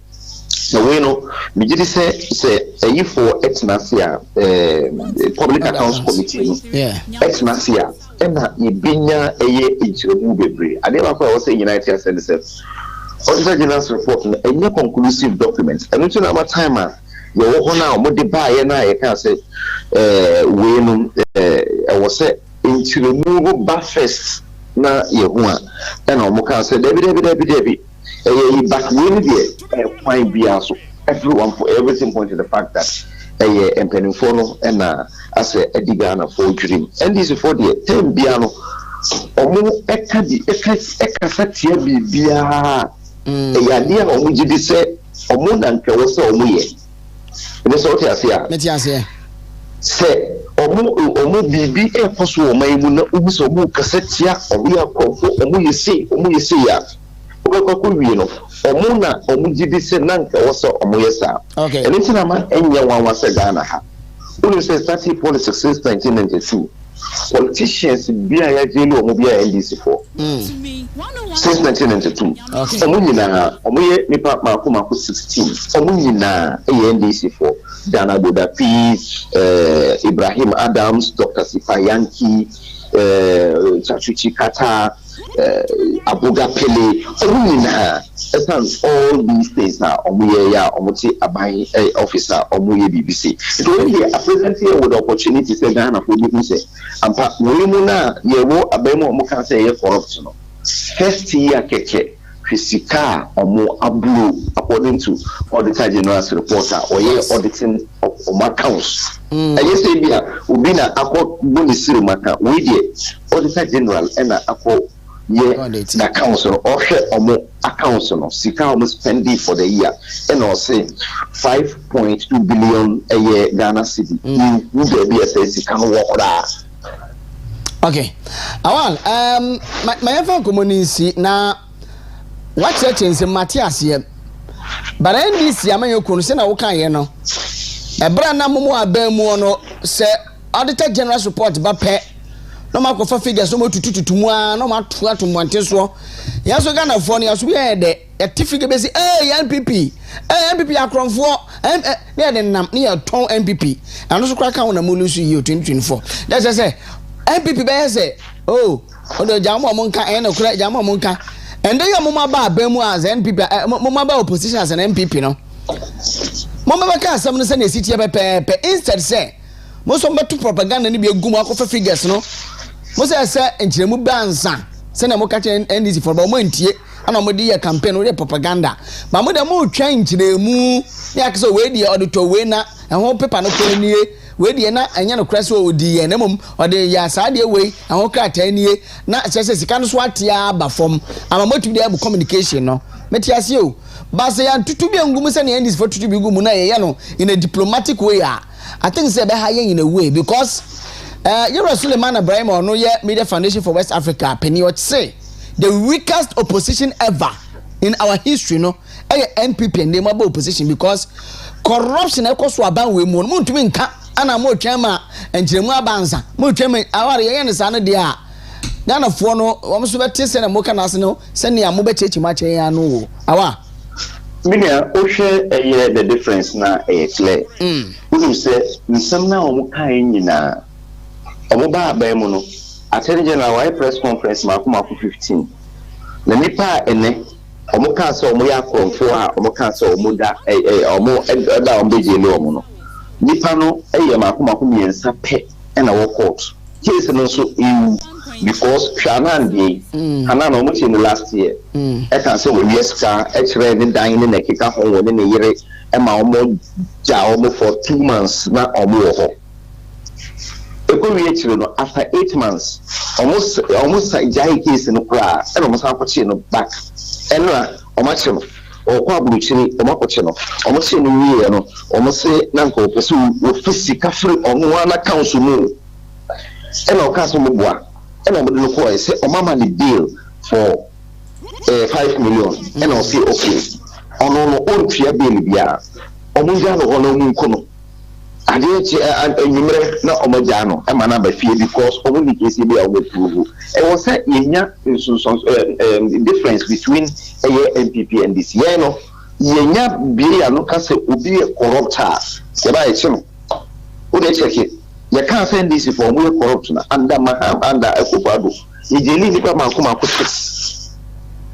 because yen kind of how yen person or to be no over now I can say yeah so omo I pay omo position omo can say omo yakro for omo nti obia we no so kan omo bakura na omo ntini yehwe but here before say be cast obi e corrupt no na ye hwehwe mu nyina wi ye ba mu a person na ye say itimi chi no pa no eno na ye ya ye di ejeli abuga peli eno na ye di ejeli sa NCA for Ujimba for Boni William TV ne na keka ho nti impese ye be kwa na yakwa online ni bi say sami ye febe gina ho kan sa asumasi ye konfo ewie a kire no when omo ntimi improve ba akokora oni say aka they just 20 legal weeks na edru 2028 elections no aka weeks ma kuma ku 20 di beko dia semini na asama omo dia gina nyina no aka weeks ma kuma ku 20 legal weeks because omo be call legal vacation the next 2 weeks omo call legal vacation ni bia and we are 3 months after that next year so almost 3 months no next 2 years almost 3 months and you can in aboma I can just 20 to 21 weeks of legal week okay. There is no way say NDC for ebitini edi nipa ba kokra efu say oye corrupt on corruption say we nipa no on corruption say oye corrupt because omo former government officials na ba kokra ni ho a and the case no except everyone in there no and your friend saying NHS audience and one aka but we know the chama to me onye board member there onye even assemblyman government appointee and only you say which hands omashada and now we not to tankuru and now on pese omhano. But apart from that, there's no way on this me educator for yet now on my cases. Awa Mohammed on pay. Mr. Medasimilia. Thank you. Awa Mohammed, a national communications team member on a pay on any didn't come team. Na me was here Richard Ahagban so every mu theatre say between yan and the room had national discourse on national issues are a free party mun so e ba nti see awa kasa yes so be kan say ba me no Osha Senia and this for your communication now. Yes, you say atro. But on can somebody ya ediato Ghana 43mu. The one say NPP why at a time our Ghana for this war. It's not somewhere end this for can earn correct. But and then more NPP for more train now yet you evidence answer. Nipa ba match no de na to mu. No dey work some more train. The more evidence near at the end of the year. More than find some to 2 almost and then you. Mufa send your enemies for you now. Musmuya bizarre. Mufa some to 2 almost so. Some of fear your gold. And away, Monka Cassan seminar. And about boy, because my end is more the diplomacy.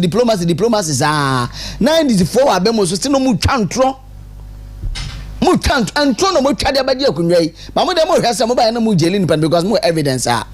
I bet check Accra because Ghana for nearly a timid as Abrawa. Near me a crasso, a timid as Abrawa near me a crasso. The other can be paid Trimuno. I don't know if you begin to your twaba. Can someone to almost Mutan to almost send a mutant trotomoson and no maba bemuno. Sana mission before some Musumobay. Mufan some to South for no so. Amu bemu and some back corruption echoes war, Mutumin come once and find some to go for so. As some in crepa, but more chance into the Mubanza, near who's away for her, and the crest of Ria, where do I do away? Ness and Timunu the ho to be rich and I did 5.26 billion. No, you more now, KB and Van say 800,000 Ghana cedis. Now, no catch a gun in the baby and say, Obi 800,000 and on the way. In this kind of number that 2 almost so. Now, I did. Sana grown city was and this fracture kind of the so. Now, yes, Richard Hanyabani and ending cover because we send over red line him. Na you know and Kasakakra and I'll pay your lines in Indian way, but Mofan chain. Yes, she say, you queen, me, I'm watching her. One year, no between our to us in Edin Como. Tia has been Richard Ahaba. Now to me, every free and walk, Kratanwa, one with the free national Eddie Abano, and in some of the funnel. No come dear been so work could be and also the rough this epoch, you say, men find at any time would be. I wonder how. minya no ntino I wonder okay so we are try say betumi nya wo mo no edi enkomati no pay my text message no 0248071174 0248071174 what about WhatsApp any your text message na yen kan enfama wo your social media handles ne active YouTube and Facebook no Western Diamond TV Live Western Diamond TV Live na nyenya brena yen kan emfa emawo ntino eno komo no okay ntino yaro me ba choma yentie complement kind of video no me de because wama ya tia se pe say in terms of health no and this year crowd so mbeboa Ghana in terms of health apomodin side no and this year marriage so mbeboa Ghana to years an come back yentie complement kind of kakra me da se complement of staff for the facility number 1. Mr. Speaker, we have invited the contractor on several occasions. In some instances, he sent his representative. The last meeting will take place on the 10th of this month. Today is on the 8th. So on the 10th of this month, the contractor is not in the country at the moment. We have invited him, and on the 10th was his request that he will be available personally for us to conclude on the matters. So, Mr. Speaker, let me put it on record that it's not as though the facility has been fully completed. There are no issues, and government deliberately do not want to commission. The Speaker, as we sent people from the Ghana Health Service to the facility, there are equipment that have not been installed, and there are others that have been installed, but we don't have complete access, and the project has not been handed over to the ministry. Richard Ahiaba ending komo. My boss no ye communications director for the NPP war advice me aduma ebre no so na say ye kwakoto aba national executive na o ko first vice chair. That on the bottom in can wontumi radio Western Diamond TV sunu e machi o. Me na just say ya me adum me ho ye na wo so e. Ya me adum me ho ye pa. Very well. Machi o need dem say na bibia ba koyi. Oh bibia de na kwa mu. Bibia de na kwa mu pa. Bibia de na kwa bibia be fine. Na data yara minta kando asemi waka parliament o de enter from kakra say agena 111 na NPP aban no edisi nenu say besi hospitals 111 na Ghana ni be bia district bia bia hospital no in fact you need the chire pa you mi say ko mo ba ban mu o ma wiye o de anso mo ntumi nto asompo anwie dia aka no a de mo ye duru level bi no o mo wiye no na nka yenye nsɛmfɛmfiri ho enso and was say 35 out of the 111 no ana aban we say obetumi aye ho aduma enti be say district ban de na yan selecting 35 no because NPP ye more than that ora man kuma what ya eto saying yeah me da say me ya me chia T4 ene ahwefo nyina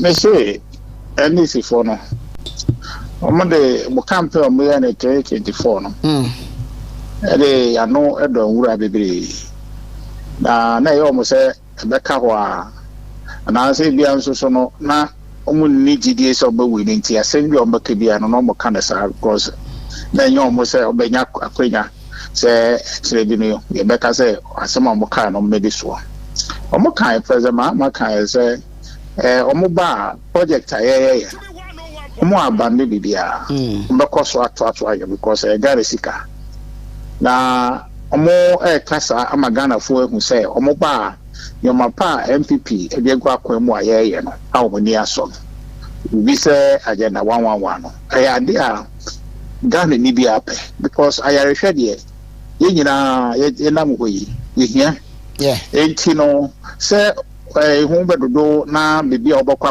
akohwe wo no ewo chiri ene safi ni ye de to ka mu na dane wo sa akoduro no yade a ya humete nti e ben wa ye nti sa eni so ade hu no yade a Ghana ni bia eni ti hu se ebeba na aboa but then easy for aka so be ba ne no so mo twapo mama na chere mo tenten na ayesa no omo do mano na de fa Ghana fo ho be no ka sei ukọ Ashanti regional ye wie 2 agenda 111 project and then ya can say aban no about operationalizing.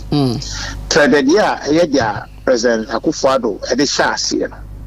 We Sa Hospital. Oko Ofori Kurumwa, Kokobeng, we Sa Hospital. Ya can say over operationalizing. The operationalization, no relates to essentially putting in NIPA, recruiting people. And setting up the administrative structure on baby dani kekese nipa mbra ambehwe ho ayade wo enisi phone to me nyasa de we ama na nansa na ye konfanochi a bed ho nsem ba ye yes hospital so na wahi wo de man cancer man ka sewia wo de cardia agenda 111 no ya yes, NDC for N to be operationalizing. Inti the obo can say ombe compete we compete we. Kasakwa unia. Kasakwa no say Ghana ni bia o tie no. Say o tie say about who wants to so. So o to aba no. Sisani o ma bebre. Betumi aboa, betumi aha. We are ye huni. We are key. Ebe ha nyina enti de me bonjo so na bia se me nkra wo ho ne se de adia tumu Ghana se ebe ye ne krema menkebi na emre so da ho na emre no eko me no ka sei aka ne ebe 2 years na nya me cha de be se akwakoto aba ye de enkomo ba akoto Ghana fo ni se de ye ka kire mo na de na ye no we mu se ombe ye o Omobai Omayana. Omayana. Okay. Now so many dia and the yenhwe that demo na yentoju mapanaso. That open Western region ha yan de yamiadom hospitals near wo bi wo mbiambia hodo ntino e ba na agenda 111 nyamienu. Yes, so that is what I know. Say bi wo so de ba mienu na menim. The one at Bokoro at the Hunter West and Mpoho Mpoho Fiase district nim. And minim.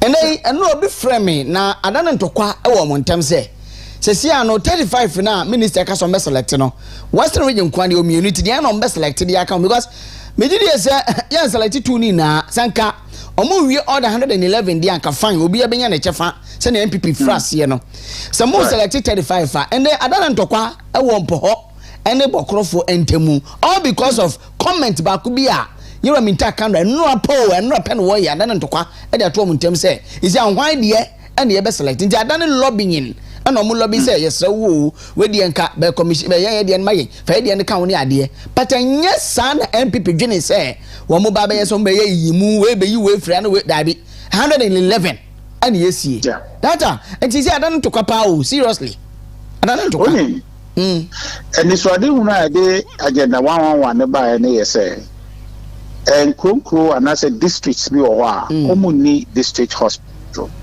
And those districts, no, they are disadvantaged. And say in secondary and as a primary hospital be a bebe or mono.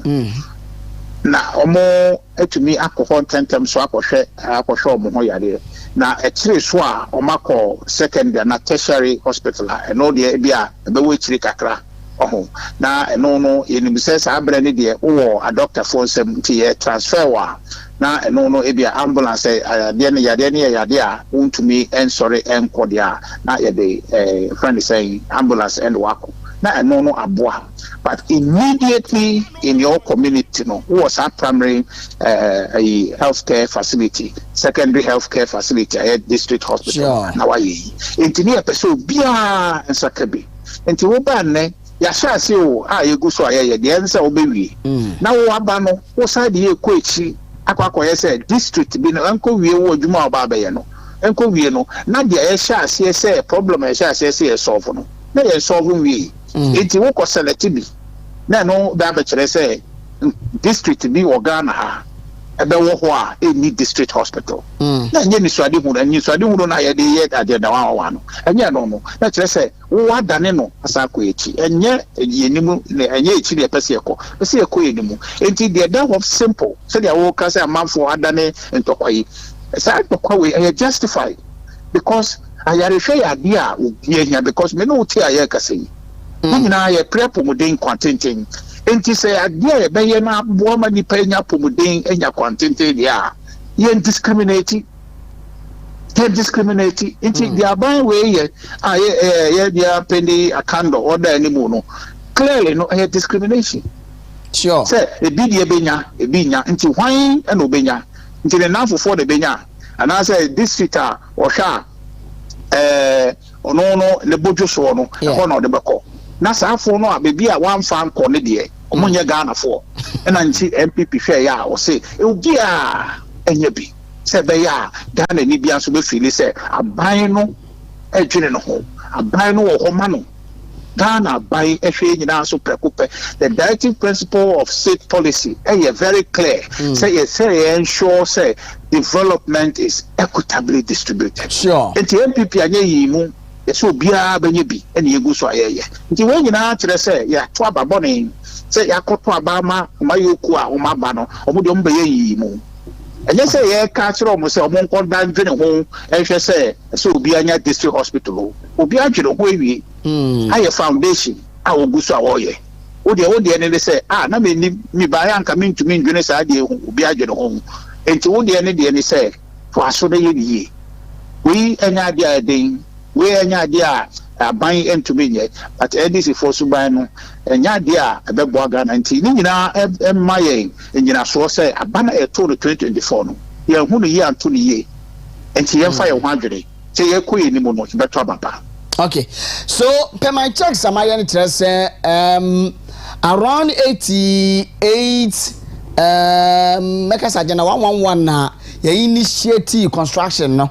Ebi dia kra no ye wie kra mpo ama me Western Region Bokro de Yewra Regional Minister den komna ocheda ko mensa ko bi 1 na edie ni mu ko commission ye che se ye fre ema na ye hwenum se ye benya nurse fo ne ade ababegum no ma start adwuma no eyo ye nya ohini bi okrum aka kire se ye da moto na si wono hwenim nti se osi da moto na so amfa ni mpa gugum ye mfa hospital no de ono anasamo a na ye mo wan se hospital no susu se ne mpeso so o esi ne mpeso so the district mu and wakasa into no out of 88 I started year construction no and the meter kando we dey say onya 111 mpa 88 no nko ano we 35 from Rebecca 53 in the 53 districts and agena 111 na NPP started construction no ye be jamana kan wura mu age say NPP asan ba biem na wa ba complete dia ma wo mu ya pa ya no asem we no but me gina so me person dia wo si question ye pa mbet me gina so e dia ma etifo ne ahwefo ate ase se wo person sa hospitals na ye wie dia wo koto aba fatutim anya sa na ebia ye na ekopatria obohu se sa hospitals ya starting wote o district on only hospitals so they actually say ama wo no akawurem na say scare ikugu mu nyina no ayesika ahyegu na aban foforo beba na MPP aban beba 3 no na sabre no na say time for starting the foforo because the integrity of structure no ay compromise I say to me question here every foundation bill enti ye fan share timu enka say the about ye quarter 2028 a correction ye kwa hoye okay a correction a mistake 2024 na correction may say NDC some mo kan no some a betumi depend also but ye kwa so ahwe na ade no ankoye enti de be ne say ye correction na de akọ MPP na betumi ababa to sa health facility so okay the ye bia mo kan the restin brabona ye bono fundamentally the basic need no health di mo akoti account Maslow's hierarchy of needs shelter any food and no health no wenya na onya sika bebre onya de aka no a won't achieve hwe because won kwa ade ye hospital a year and as a buy be investing in health sa buy no adwene ni pa ho enti ye fa sa de we ye fa shit I am fa nkoto about 2020 na o de market be compare hospitals say me be see 261 district hospitals instead say ye wo 111 district hospitals won be complete no say ye gya kwakusi market na oyo oba wo ton nam na se wie na ho bon a kwakwakwadware wo mu se na be wo kofie okunu kasa me yere ho bon je say agronko an ye di na aish but that time I'm found see because many raf edu se poko ye deputy ranking member on sanitation and water resources bidding komo say found sanitation unti but so waka say senka mo na mo abemu a na kani patedi for no rumu enwu wo enkran flooding a course one just 1 minute raf in komo to aso why yes of course say before e be kono na a project no na ya set it up all it is and say investment no scan wo na investing and now na me wo UTV for one na me no moka until I took the time to read 2023 World Bank review of Garrett project implementation. And now Garrett World Bank and Kasaka say 2023 implementation of the Garrett project is satisfactory. Now 2025 reviewer World Bank de buy almost say moderately unsatisfactory. Actually, was say nkomo ko so ye na review no actually satisfactory nka initiatives na ye say issue to storm drains no nkoma ye modwuma flash flood no so ebeba no ebefunya kwan akwako gu sa storm drains no mu na a free kromu a enkonko kura ni pefie enkonko fadipa masai dipa ne wu nti wo mu ye adwuma no a nka flood na mba amanipa ankwanko MPP no okwa ebekoso ye adwuma no nka sa nipa wi nka okay dada me da say na me de medi ka catch offline say na off air say ye bebo adwuma na mo pa being aspiring for the first vice chair o se fatapa we need the right person do the ebrenu do as say de nyanduro ebrenu do a ye be kan wasem why me da say me ya no nya me nya adwuma na start me da say me ne ye wura Richard Ahiagba oye the Communications Director National Emma NPP Amenyoku no will vie to become the next first vice chair Emma NPP Amenyoku nti yentra se benya but just sample video ma me biem na me menya rafa na me ne ndi nkomo ento aso why but unia video ni ma me nim se zoom live video so ready other video no so we are engaging with the contractor to resolve the issues so that the project will be fully handed over to the ministry for its operationalization. So, Mr. Speaker, once again, I put it on record that the project has not been fully completed, 1. 2, the project has not been handed over to the ministry for its operationalization. Mr. Speaker, I can assure you that if we have on standby the full complement of staff for the facility, number 1. Mr. Speaker, we have invited the contractor on several occasions. In some instances, he sent his representative. The last meeting will take place on the 10th of this month. Today is on the 8th. So on the 10th of this month, the contractor is not in the country at the moment. We have invited him, and on the 10th was his request that he will be available personally for us to conclude on the matters. So, Mr. Speaker, let me put it on record that it's not as though the facility has been fully completed. There are no issues, and government deliberately do not want to commission. Mr. Speaker, as we sent people from the Ghana Health Service to the facility, there are equipment that have not been installed, and there are others that have been installed, but we don't have complete access, and the project has not been handed over to the ministry. So we are engaging with the contractor to resolve the issues so that the project will be fully handed over to the ministry for its operationalization. So, Mr. Speaker, once again, I put it on record that the project has not been fully completed, 1. 2, the project has not been handed over to the ministry for its operationalization. Mr. Speaker, I can assure you that if the project is handed over this morning, in the next 24 hours, we don't even need to do any fanfare. We will commission the project because we have a full complement of staffing for that particular facility. When we sent the Ghana Health Service staff to the facility, there are equipment that has not been installed. And those that have been installed, they do not have access to the codes of the equipment. because the contractor has not handed over to the ministry. And so, Mr. Speaker, we are dealing with that issue, but I just wanted to put on record that the perception out there that the project has been completed and handed over to the ministry and we do not want to commission is not the case.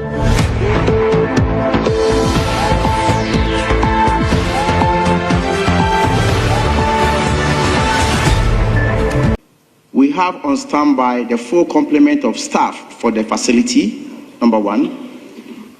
Mr. Speaker, we have invited the contractor on several occasions. In some instances, he sent his representative. The last meeting will take place on the 10th of this month. Today is on the 8th. So on the 10th of this month, the contractor is not in the country at the moment. We have invited him, and on the 10th was his request that he will be available personally for us to conclude on the matters. So, Mr. Speaker, let me put it on record that it's not as though the facility has been fully completed. There are no issues, and government deliberately do not want to commission. Mr. Speaker, as we sent people from the Ghana Health Service to the facility, there are equipment that have not been installed, and there are others that have been installed, but we don't have complete access, and the project has not been handed over to the ministry. So we are engaging with the contractor to resolve the issues so that the project will be fully handed over to the ministry for its operationalization. So, Mr. Speaker, once again, I put it on record that the project has not been fully completed, one. Two, the project has not been handed over to the ministry for its operationalization. Mr. Speaker, I can assure you that if the project is handed over this morning, in the next 24 hours, we don't even need to do any fanfare. We will commission the project because we have a full complement of staffing for that particular facility. When we sent the Ghana Health Service staff to the facility, there are equipment that has not been installed. And those that have been installed, they do not have access to the codes of the equipment because the contractor has not handed over to the ministry. And so, Mr. Speaker, we are dealing with that issue, but I just wanted to put on record that the perception out there that the project has been completed and handed over to the ministry and we do not want to commission is not the case.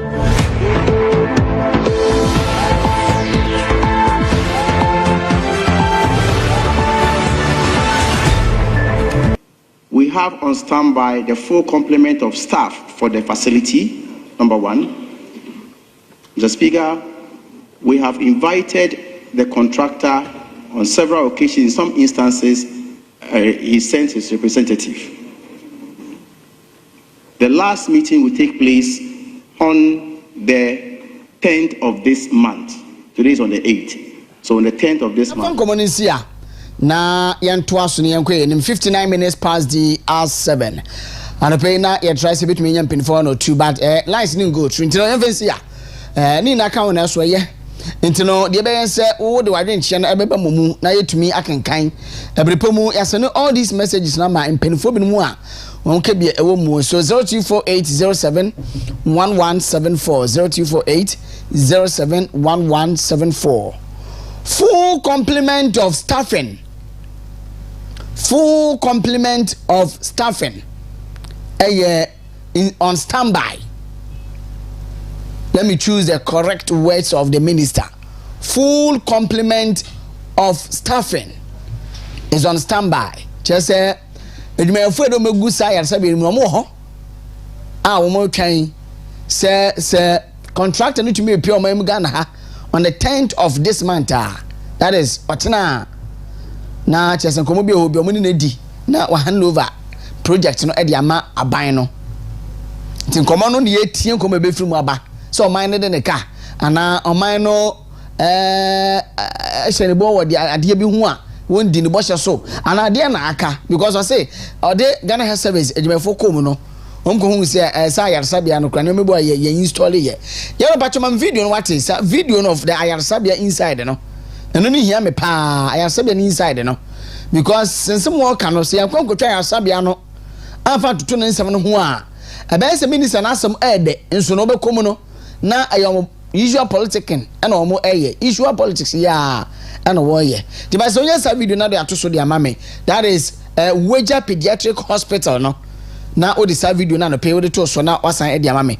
ne nhwɛ inside of the hospital no inside of the hospital I think it's a 200 and something bed capacity 270 bed capacity and pay and also me di kire wo ma me abranding command and pay watena se na ye hwede ye kwa good morning no chama ibi aboko nyame adom na odi ene nyame adom boko otia o kan se me o ano pay production ata so pa but still ejina mi sa abele aba wala ha abranti bi tama na mo me former station na etumi boy so say ya say wa board the production there tell I don't know due to one or two reasons my very tight but all the same no say dey be ya na etumi aye no wa moye ndumpo e dey sen kakran kraye but I want ka say me ohun and no a obeka say e di nkomo bi wa ha fan of party communicators and you maybe omo your party mu a amua man kind of so enti ne maboni a and this amanyoku no eye corruption e koso pa but what mama ti ase omo nte se NDC fo omo de omo ti asem na omo ka na Ghana fo so ati na omo de atomutim na omo so spread false information no sa no say omo MPP fo no omo nti asa omo ka bibi no asa omo nya evidence to that ama sa omo ba ba mu pe nipa na asem no bon no omo akere no na atomu ba ba na so me ne nya adwen because MPP NDC 40 asem say NPP aban no mu ni mpa bi no mu ewie sika to the tune of maybe 5.26 billion NDC no one try say fancheche mu bra so sika no 5.26 billion no emu 100,000 e dey away on twen 5.26 billion na no start no broadcast Ghana for so no mpetie yentumi nye the same thing our opposition ana abra Ochrema Medasi, this is a very great question. Page bi am wo so Adan will be making wild allegations be against the political figures here. Na me call page ni so na mbisa ne say what all kind of crampo or say or no crampo wodi ne ehunu bi. Na mbisa ne say are you sure say you invite her? Obetumi the adansi aba na afi no obeka so it is alleged. Na me see we statement na odi kan na enye alleged. Inti nkomo no course na me question no so de aba na obeka say a politics in sanity na ye mpanifo no propaganda nkwantro 90 saa na ye nso ye ohun asema no kan no o se saa na wo mo aya ye nso ya beto nti saa na ye nso ye ena me ka kire ne say ye wo bibia ye friend say uniqueness ade a ema wo dance inti as a youth wo krampon me describe you say you are a Gen Z mahawa no mu tisu wo manyi wo generation ni ye generation ibia yakwaye nim inti so wo mu yama no som na wo mu ditro e the propaganda ni ade egu framamu ni ade a what distinguish your generation from theirs inti wo say yetumi make changes inti media me menti ase ne mesue hunu no nesa ne meti ye kasa bibi ye unique bibi dance a meti ase fa no I think say awoye he's right a statement you make here he's right that is what distinguish them from the NDC the throw eba power omo de nokre ochamaye nso ade say aban bi ahye boso me ba Medi operation recover all routes which is the oral the beba na oral na bota ye nyina ne say ne wabo man kro no ne wafa sebu akwanso edi o man Ghana sika ye disca ma osafa koto book was medi akoto pencil ye disca ma osafa koto street light was medi akọ organize a party the ama party full soldiers you will account for it ni na ya appropriation sometimes appropriation ye can no nche say nipa no diska no ade na yese won fa nkoye no wasesa no akoye ade foforo ni na ka misappropriation na ya ka no what you say na aban ba ye wose o se adwuma na ye ba ba which is the aura na what's na say ama manfo asani nwura rubbish ye nto sabi garbage e dia ma no na wasande o man Ghana sika akọ print aye ni sei e de akoma mampani enti se aben bi MPP focus o ye de ye ne sa yes garbage na mo ye be make sure say na ye be ke bia no we have evidence to that fact and san ya organize the akọ se na ye be ya wo mo de no mo print a emma soro on se we ye ba soro pa e do so na so nyanse nim ye nyanfa so bia wo so nukure bia nim ye tumi establish fact bia betumi agina so na dia prosecute safo no nanso on se ye ka say quality over quantity omo de no mo print ye on se na e do so nti wuti echi obeka say eh MPP fo yo madi boni o MPP fo ya kronfo nanso nwura nkoa nanso ntro nkoa nti say MPP to me ba power na se ne awa e ka no na wo mo e print just a booklet na wo mo wo evidence to ni nyina oman no ya succeed ya ko enim enya so mfaso e chen nti omo de ne quality over quantity na bra osusu say nipa ne kire be kire na atumu no na Ghana fo ye peti ana because me mun say nipa ne kire be kire na atumu ana nipa ne so peti Ghana fo ya so ye de wo de asem no ka ehunu ana ye peti de ehunu ei ese abra ko fo yisiko ei yes we be nantisa ana na be bo mo wini power abra na ye ne sa it's not all about power Ochrema, instead of make a uniqueness. No. Okay. It's not all about power. Now we are outside gentility na comedy wins here. Outside gentility, home cry. Who I want to say oh nice, but a comedy one is a comedy. But Ochrema, it's not all about your friends a party. Party ne dear almost so say ye can't one. Ye affiliated, fully committed to political parties in Ghana. They are just few. Kitwebi, women do half of the population. But it's our civic responsibility. Say, Bresson, Bekwa to Aba, and nothing the political parties no more winning. Na say ye jaw so about to Bresson. While we are committed to MPP go and vote, while we are committed to NDC go and vote. Woman na voter register no mun to me 50% in no match him. Woman me na combined. Woman nya emu 50%. It's not always about power. Niebe boy ye mind be koye ni. Nti na make say e was nsonsonie bem. Party bi wo a otumfu turogu amanfo na ni Ghana fo ani.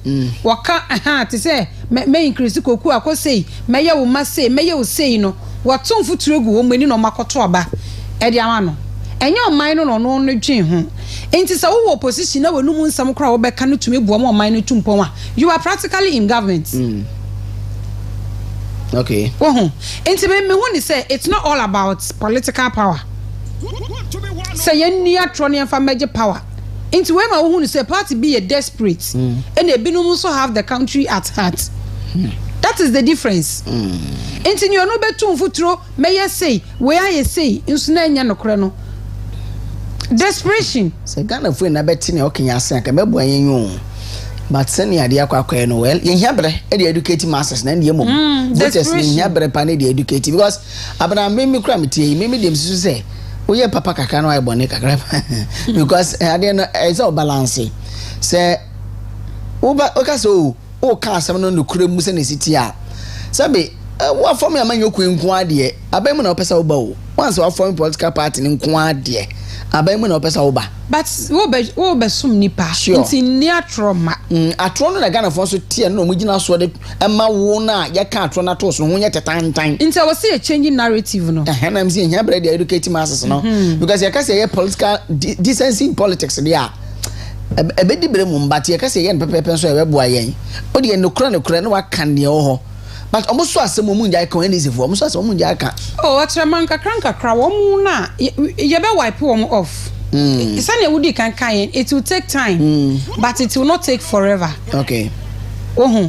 Enti generation na wo mu eba no omo dwen omo nti say ye nanom ye janom ne ye nananom generation na ono no wenye hu red white and blue a o se we die mewu ada ho ono na metuma ba ma no ade akwawiye this generation omo dwen the reason generation we na nipa generation obi to me catch say eh won say wo kwa eh ye wo drum bia ye bon chan ansa na ye nya sound na ye hwehwe no na obi atumi atena se bisa say eh Yen penifo na kan say twini ani da ho aye monchen e ba ne say ne ye bo we nchen they think critically omo ye very sharp omo nti say ye nananom ne ye jan enti nkakra ne ye beyi wo mo asebi omo ye gullible ne firi ho ama critical thinkers na ba enti e be take time but e den a ye be sanitize.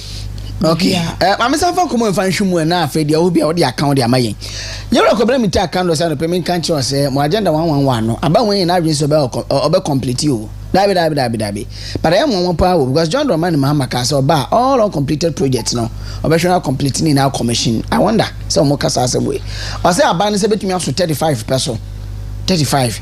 Even with checks ana me ya me ne yewra return hagbedi common 88 construction na NPP ye omo initiate ye 88 ajana 111 out of the 111 88 almost started construction no nti abana isi 35 no be ye free 88 ni mu no aka 53 eno po ye 88 ni mu aka 53 the district band ye no be select wo mo na wo complete dem mo e be create kind of entokwa bi eno echi no asemo ye nyiyimu wo ade so mamba yenya mu ye nyiyimu nso e wo mu come na mi ta kan do say 35 per and now Wager Pediatric Hospital was say and fully complete but because here on video no to so mamenti no ye kase no so the to so na e din come yen kasa Ochema medasi just as we were saying no kamia kwa say ye mpenimfo no e ya na omudi tro na omode ba power Ochema mo obi mra no nkase media me hye bo bebre na emom me ba na se akwanya ne ba ye be ye dodo na mom no ye ba ye besi hospital 5 pe ye besi stadium say ye be ye say san ye be ya ye betumi afo fele ye manifesto promises ni na ochirama sani pane nto abama no sure ye nto abama no because tell me why in opposition you promise us that when you come out obeshe na uncompleted projects na you complete it before you initiate new ones inti abane sen na afeedie uncompleted projects ni eja to na yesi ye kwakozisi hospitals afoforo sesi awoba Ghana because of the agenda 111 initiative nti region bia nka obekọ no ye wo regional hospital obi ebinum de wo ho no mabebie duro no akaka kre bi na chesenke yetumi awie na ya commission de ma wo mu de aye etuma Oba Western region ye obi wa hanom na so mpanimfo atena se ayaso han se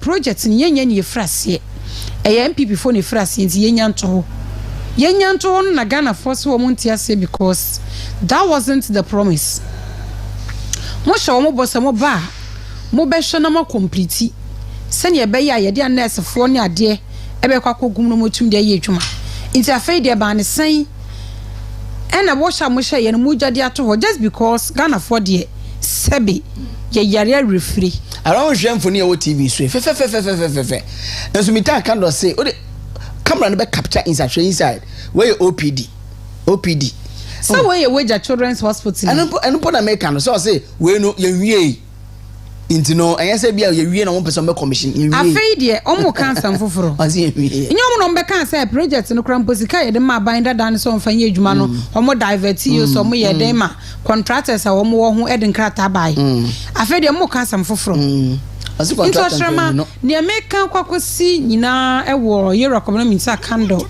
no comment wo make it 35 out of the 88 no betumi attack nyina no a misplaced priority. Want to win your shade 35 no crampo woman yet. One will be fra bemun, what they say, waha. Oh, sir. So, as Yaka so will be a regional hospital. Yeah. Does that mean, sir, regional hospitals now will be seen? Reach, they say, region Biabina regional hospital 2 Anna. Because agenda 111 hospital, yes, regional hospitals, I say, yes, Sima woman. Ain't he say, and no region be there wo I just say be regions are no more having litigation land litigations no and no crampon you hold it on and no so nche ne ya initiate no yeah and does that mean a region be a regional hospitals too ana adentin na say sika na basis those regions no yen fan to aso na yen wi agenda 111 na yen nya so mfaso eya na ade a wonim adano yera Von D, is it Cape Coast? Yeah, I know you're Chifotimokwa. David Von D. Careless comment be okokanye. What you wanna walk and mention you didn't see you, office or Kanyans assembly arma, Utru Kondo wati. Because in some no Kanyans be any says MPP, every Nejumasi, no one to me and Vienna Yaba, and yan and ye baba to us. Shameful. Onye Yera Mahama and what do with him? Yera Mahama na ye president. At that time, on no yam flag bearer. On no share what say ye buy maybe on completed projects. So who are you? Na ye mi so sikana momodi yam projects na. Usika. Nawi. Enya sika. So constituents no. Wonwa dwimu eda ho pa. Wonwa ye ready for development nka wo the next election will see you two Friday so because what bon wonni ma memuo wonni mo say kan say memuo ye nto aso wonni mo say sika na mo de ye mo so called 24-hour economy market no e Ghana for sika na nya mo dia so you have no right to say ye project yan share baba ye de. Yes, Abraham Shah de bi wa ho no in terms of regional hospitals no obakai say somewhere 21st of October 2025 mampeni ba ha and satam no be cut short for dualization of your kwan into oba so ko inspect some hospitals be wan ko bokoro aja na 111 because ani ni ewie into ko na akwai say na wo kran ya na wo ye into ko apimeni ndie no na regional hospital abra 250 bed capacity regional hospital 250 bed regional hospital and any yes aside district hospital na yes obokro the same Hunter West no yes 250 bed capacity ewo apimenim and also Hunter West district na emu until from 2023 hospital abandoned we jaw ho yes NPP ntumi ewie and we jaw John Roman ma be share but so within 18 months it from October 18 months do that by to October November December January February March April May June July August September, October, November, December, January. It's from next year more. Actually, so next year, early next year. That's what to me every year. Because 2025, you calculate 18 months. Because 12 months require 1 year. Into October next year, 1 year for the project. No, now how many months? 6 months. 4 months is what they count. 4 months it be somewhere around April 2028. As I speak to you now, Obian ko home say bia okututu form say what start be. About October, November, December, January, February, March, April, May, June, July, July so 8 months ni about 8 months. Obian ko October last year up to now 8 months of my penny ko apimenim. Akwa share boss within 18 months. Obe USA regional hospital no. Where ni say for no. Obianko because MPP project started here it was abandoned in 2023. Meanwhile, we started e-blocks abandoned. We crowd e-blocks are complete here no. Abandoned that year we try muko ye. Ebe complete more than one hour free as here no. Yeah. Insi meka say yempeni for no boy abra. Obeji edi. Omo boy abro. Say wonom na no wogina na wo hye boni nyina ne enim say nya de wo beye. Enim say nya de wo beye. Because what comment say free some of na points is nenum eba na ye wo mu nyina na fa adwen into mu nim ne wo moye omu nim ne omoye na yenka say President John Dramani Mahama say uncompleted projects wontumi anhye na wenwi a na say wadata Ghana for because na ye no promise ne titru any health sector no anase fu ewie school omuti fi ene wo mo agentity nyina no eto abadema ye Mahama because of agenda 111 hospitals or promises say wo ba wo bewie na wetumi afo mo akọ edwuma wo mu no nti o mu gina so to abama nti say ye ntumi awie agenda 111 dodo na ya mfa nurse fo anko ye mu edwuma okyerema ye di wo hwamo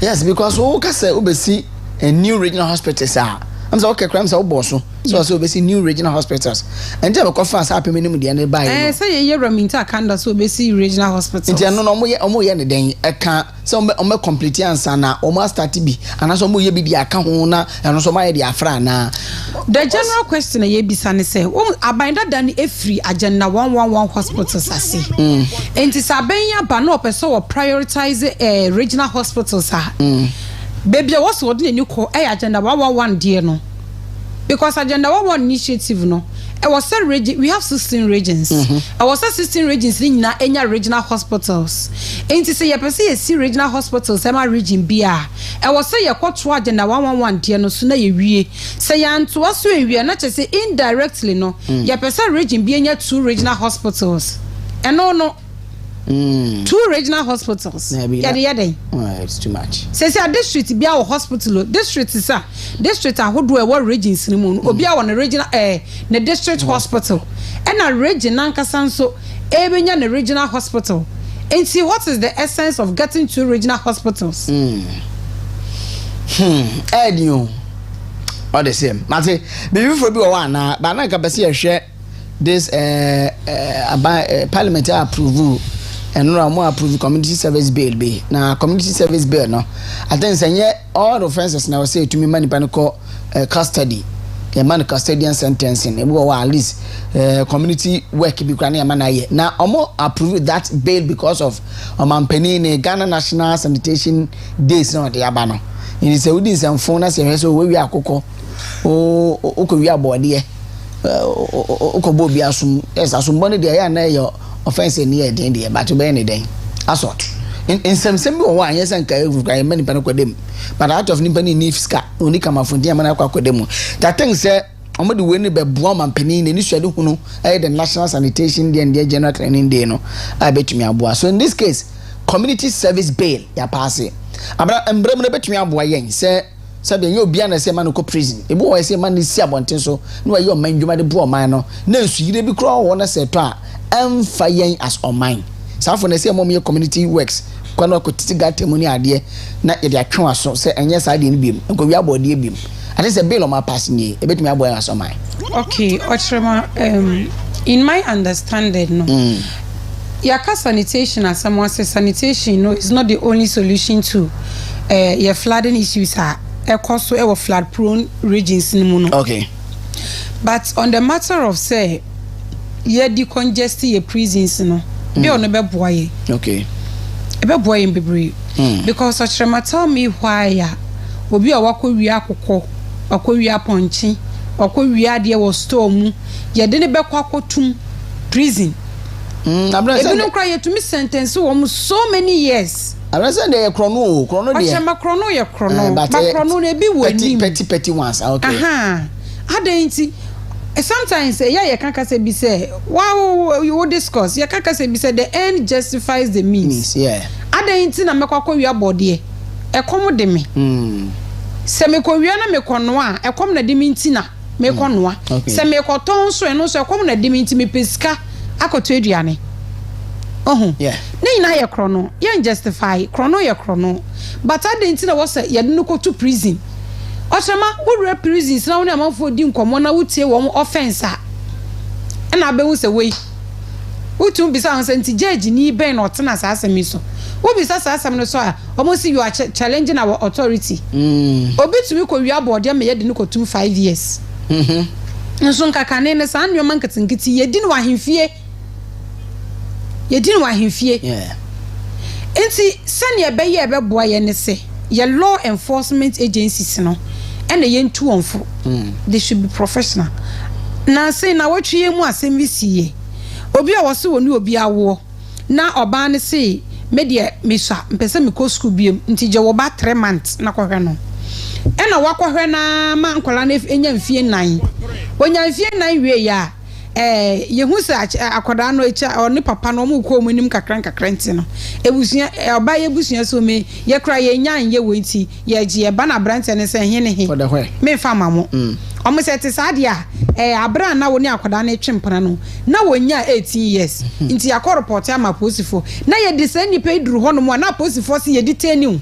Does it even make sense to you? I think the police found the amount share assembly from the beginning. The entire do abandon or more share. No, the 18 years on the way. Into Bushan, the smart also. A good quarter on the church and some more. And no son, a post for crumble. A one of the mobile was saying. As someone abba, me was some the abandon fresh and I bet you. Now you don't post for no more processing your doko. Yeah. But as some me a year king, enya mfie nan a ekọ mfie num aye se abra wona ne daaye no ohu na ye de ne duru ho no aposini wo se ma kire watum ade nti na mo processing fan kokko see edu be bia na okay no some police personnel no mo professional omo bumra no so because it should be to say no di 18 years and on ne kokko wo ye ne ade a abene na ne ma me ya aware yes or no omo ya aware to extent say because wo ye ne ma me na ne dware akwara no ya pene so ma na hwa akwala na ama na wo ama akole ya ye wo nu enso ba benya 4 years iko 5 years me ya example me mo fase na say am say me class me come office be naming ceremony the same thing happening here no nya age I saw the wo but no nya age the consent one oba kan na so ne da na ontiase eduma wo nya sa age no ba no so oba wo because unware oba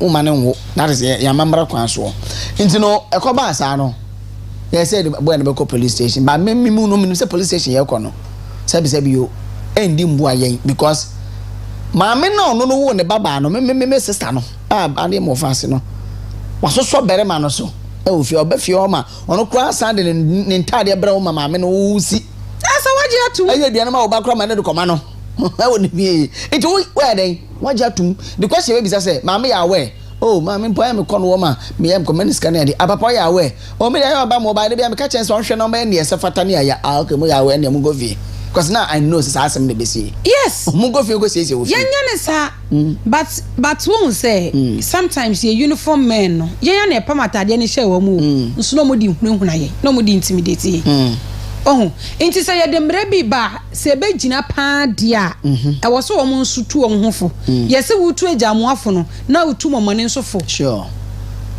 pa ye we be bobi wo say enade mafa ejade mafa ena da no kro no enade mafa maame dia ya maame dia papa so dia mafa nto no e wasam se ba nyina so edi hufo ena ko ende ena ledi to edi hufo no more experience there we ya we di hufo but I see this petty theft sana no come theft TV I know that armed robbery sometimes you know obi otumi upgrade no akwa armed robber nti no me susu say se nipa no ko wi ade nko ade no ni nature no yes it me consider but wo fire na e wo de ana obi to twa body wo soro but this yen twa wo soro twa fom no obu na hwe amana tumi fifiri bim wo twa brode wo soro ni kire wo say o wi ano no ogu wo so ye de wo pan brode no wo ntwa ni na eduro no ntwa na wo pan na basa ba ko no de ko ochama ni na ye kro no enya wo dia yes na wakọ akofa but bill ye wo mo party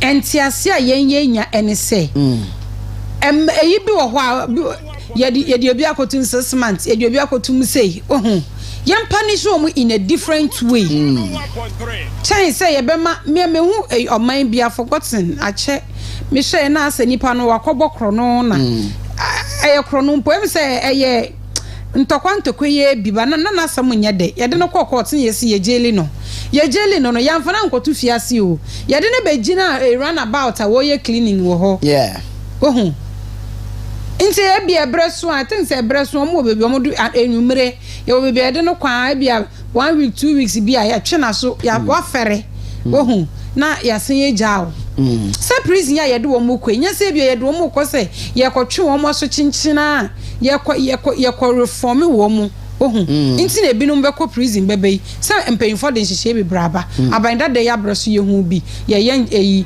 nkyerɛkyerɛ nkwada krom da prison kra afi bia ye BC ye wo mo kyerɛ secondary school eyi nsohwe ye we binom mo kyerɛ university fo ebinom da prisoner o mo kyerɛ wo mo exams nti nya se ye kotwe wo mo so chinchina ye kosesa wo mo nti bibi bia ye be ya ye say we have something we call stimulus you know ho nti stimulus no eden e bia ya punish nipa no ye punish ni wi a obe responde yeah enti the response a wade ebe ma stimulus no e na kire se wasesa na asa wonsesan enti ya punish no braba gina na titigate mo owiase nyina hu so wo ye kronfo enti na ya ma wo ye se adwuma wo ya after ni obaye biemu na ebe kire se punishment na ye de ma no enya effect e wo no so ana say nya effect one so then we take it to the next level. Okay, Inti ebe boy. Okay, me ade ba ko a eno so no me so say eye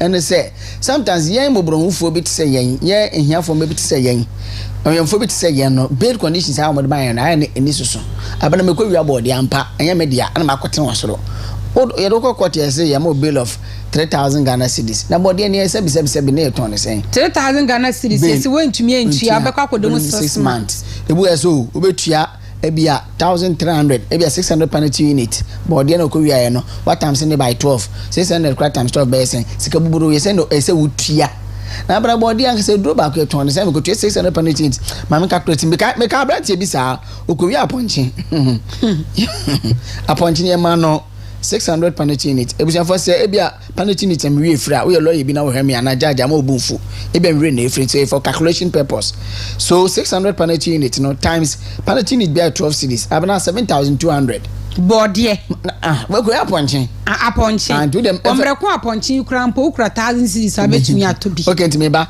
ebia 600 no do so mami use 100 penalty unit am sure the times 12,200 and no krampo no 1,200 oni owi abode no ne ma na 100 penalty unit no 1,200 na se otua na bisa ho se nipa no ono no owosa sika na nkobekwa ko wi abode nti no bo se wo didi mu saa arewa saa na de wakwa kotum nti wo wa no so obi abafo amnesty o ma me bia betua usika no nti no ye you say 1,200 where's my man ko otua kwa no wusu 1,200 obi abedi prison ha 4 months or 5 months adan ochama na Emma the privileged ones and also efa so edisi the less privileged ones. Okay.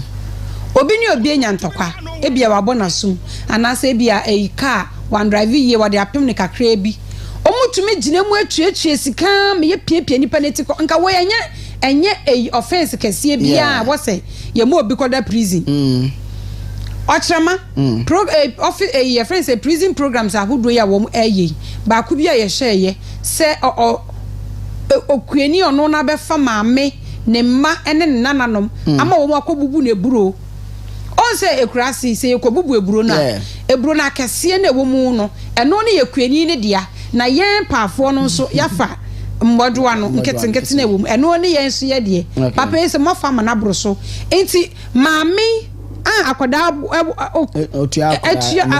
akwada tua no fo ano ene na maame obi ne bo obi ene ne ba no so awo edo mo nyina akotum because ekueni ne say wo mafa emodwo na mana broso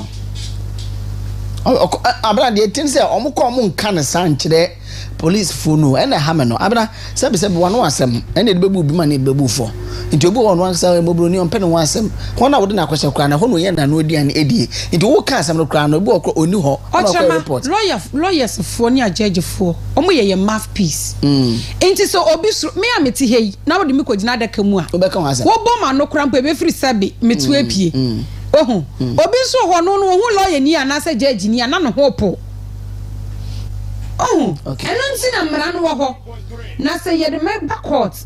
Na say me ni lawyer ni. Say me were right. I buy me lawyer ni. Nti was say lawyer ni na kasa mame. But you to me this ochama. Sa asem we judge ni ben pana. Wode no kra eye adwuma obe piepie ni pande na akwato prison. There be embassy. Ana ka ni pa ko complainant na so obe kanu na bia ebe gina but you see me so ka me stress sa non-custodian sentence that's the community service bill na ma pass no omo fa ma hemfo sa emara no yen fa ma hemfo sisi ya ji ahemfo to me on say making nko obi akwawi obi board ye yet community obi abo obi asum obi ni obi kuntokwa woni obi kuntok first na yen kwala ye wo kra woni obi kuntokwa krampo na so ohini enhu a mun kuntokwa ni wie ye be sama mo e be sama mo e ya ahemfo no mo adwuma no enso enne ahemfo to nsafre kromanfo krampo a omo nko sansa aban eni amanyofo agya ahemfo tumi nyina ene omo ne onyam nyina afa kronko bi wi brode a ehwo ne yede no kro ya fa ma ahemfo no mo nhwe sa ambra we dey specifically on fa ma ahemfo obi tumi ko efom me brode obi awia me bode na wafa bode ni we no e de aba ahemfie e de aba be kire na ohene abode wuro kwan bia so nipa no ye be hu no nso ene nyina ni ho bie. Okay, abana fancy na kro bi so ehene ne man for catch na na wa dwen ye adwuma no me da se ya ba zia na ye ne Frederick Boy Doc aba be di enkomo me da se. The contractor is not in the country at the moment. We have invited him, and an attempt was his request that you.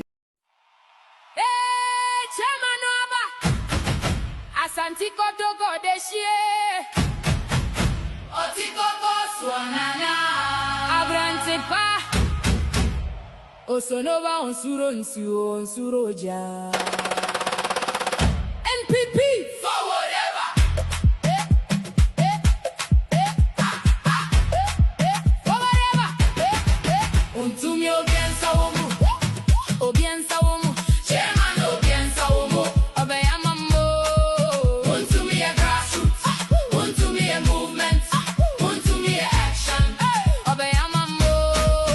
From Kumasi straight to Accra, Chairman, Nia Jata.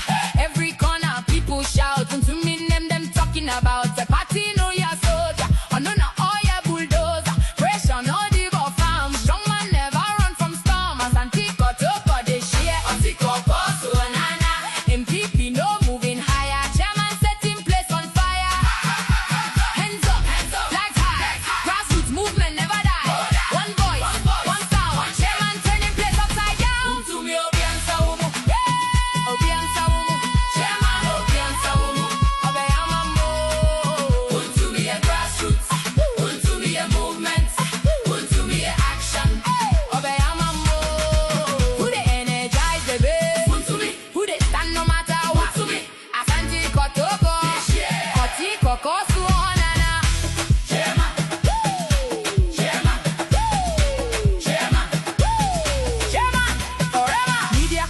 No fee stop them. Every attack only make them stronger. Youth them chanting every day. Chairman leading all the way. Also no spirit in the blood. Fearless heart never go down. From Ashanti to the nation. Chairman bringing motivation. 28 or 38 minutes past the RH Western Diamond TV Western in the morning. Mamenfa some messages and femfra siena and payment akwaba. On the communication director preoccupy because constituency on the communication music constituency police station no or communication officer police station. Nti abanaso my congratulations. Say ultimate win here. Good morning. I will appeal to NPP delegate to vote for youthful, strong, wild executives, especially regional and national executives, as 2028 elections need bold men and women to lead the party. From Paul Manson, from Achim Esiobua, Unia, Medase, and no message out there. Good morning, Ochama, things are not moving on well. Who message anyone who say yes, Sub-Zero Nadiaba. Hunter West, Mekan, constituency. Our roads network is very bad. Agenda 111 is collapsing. NPP will bounce back strongly in 2028. Special greetings to incoming women's organizer Hunter West constituency side 2, Shaibutu, Dr. Alhaj Mahmoud Baumia, and our waiting regional women's organizer Augustina Katia, Sub-Zero from Eusejo and our way de Abba.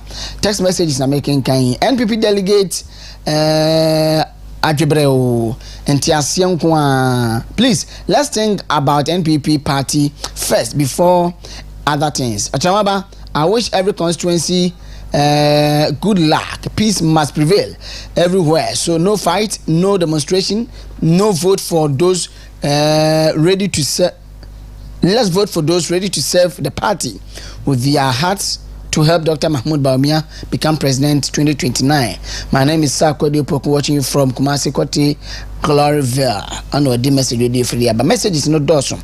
Young queen, in me come Yakuyano, Edi Akebiano, Ebe Twas Nade Amamo. Dr. Frederick Boyne, a communications team member, region. Old Adra, a communication officer, Old Adra, communication officer, Papa. Old Adra, electoral area, police station, police station, bay. Appointing Accra. Now, Odan Cracker no home. So, appointing, and I will do my appointing Accra. Maybe a cremophone one. I'm not appointing one. Okay, it's been a long time since we go. na ko na di abade because benem da appointing kwan ko tin otan growing up no and that place was there send yesu sayina. Okay. It seems like the travelers going to Accra and that was where mostly they so what did they? I think that yes, Takoradi, he came to meet that place and he didn't know what that to dine. Okay. The product will be idea what Takoradi did the place. All right. Now party mobile call your organization and no me saying aduma 19th of September, party is also a national delegate conference. But your constituency election they name this Saturday and Sunday. I share say be a peaceful near there. And I'm of course former to say Mamiti Okakre. Senior, Anope Mamenda was an Aminchia. I want to wash and Anope. Aminchia, my commander in chief of Takoradi constituency, Honorable Kobiocheda Kumensa, for the wonderful work he has been doing. My name is last week. Eteya ehunde maframa na wo sua adwuma ahwana wo sua adwuma ehunde omahon akazi mete ba man baby efo ma membre bi oka chem we di anya yidi anti no onya media nsa nkede ko na sa unfra me anya adwuma sa media adwuma na mo ebere mo ntiase o say we are party people. Na a party person with respect to media no so media then to some friend ntumi amba ye madam okay da bi na office program say ko na ya na de epeko da bi aso to nsa fra ye o de obu ma yen ye na a party ma eduma na ye de but on fra me amemba okay me ba no be hwe nkwanhye bi gumi so na me ye ne den aso hia media ntime so manko ye ni komo. It was a wonderful thing.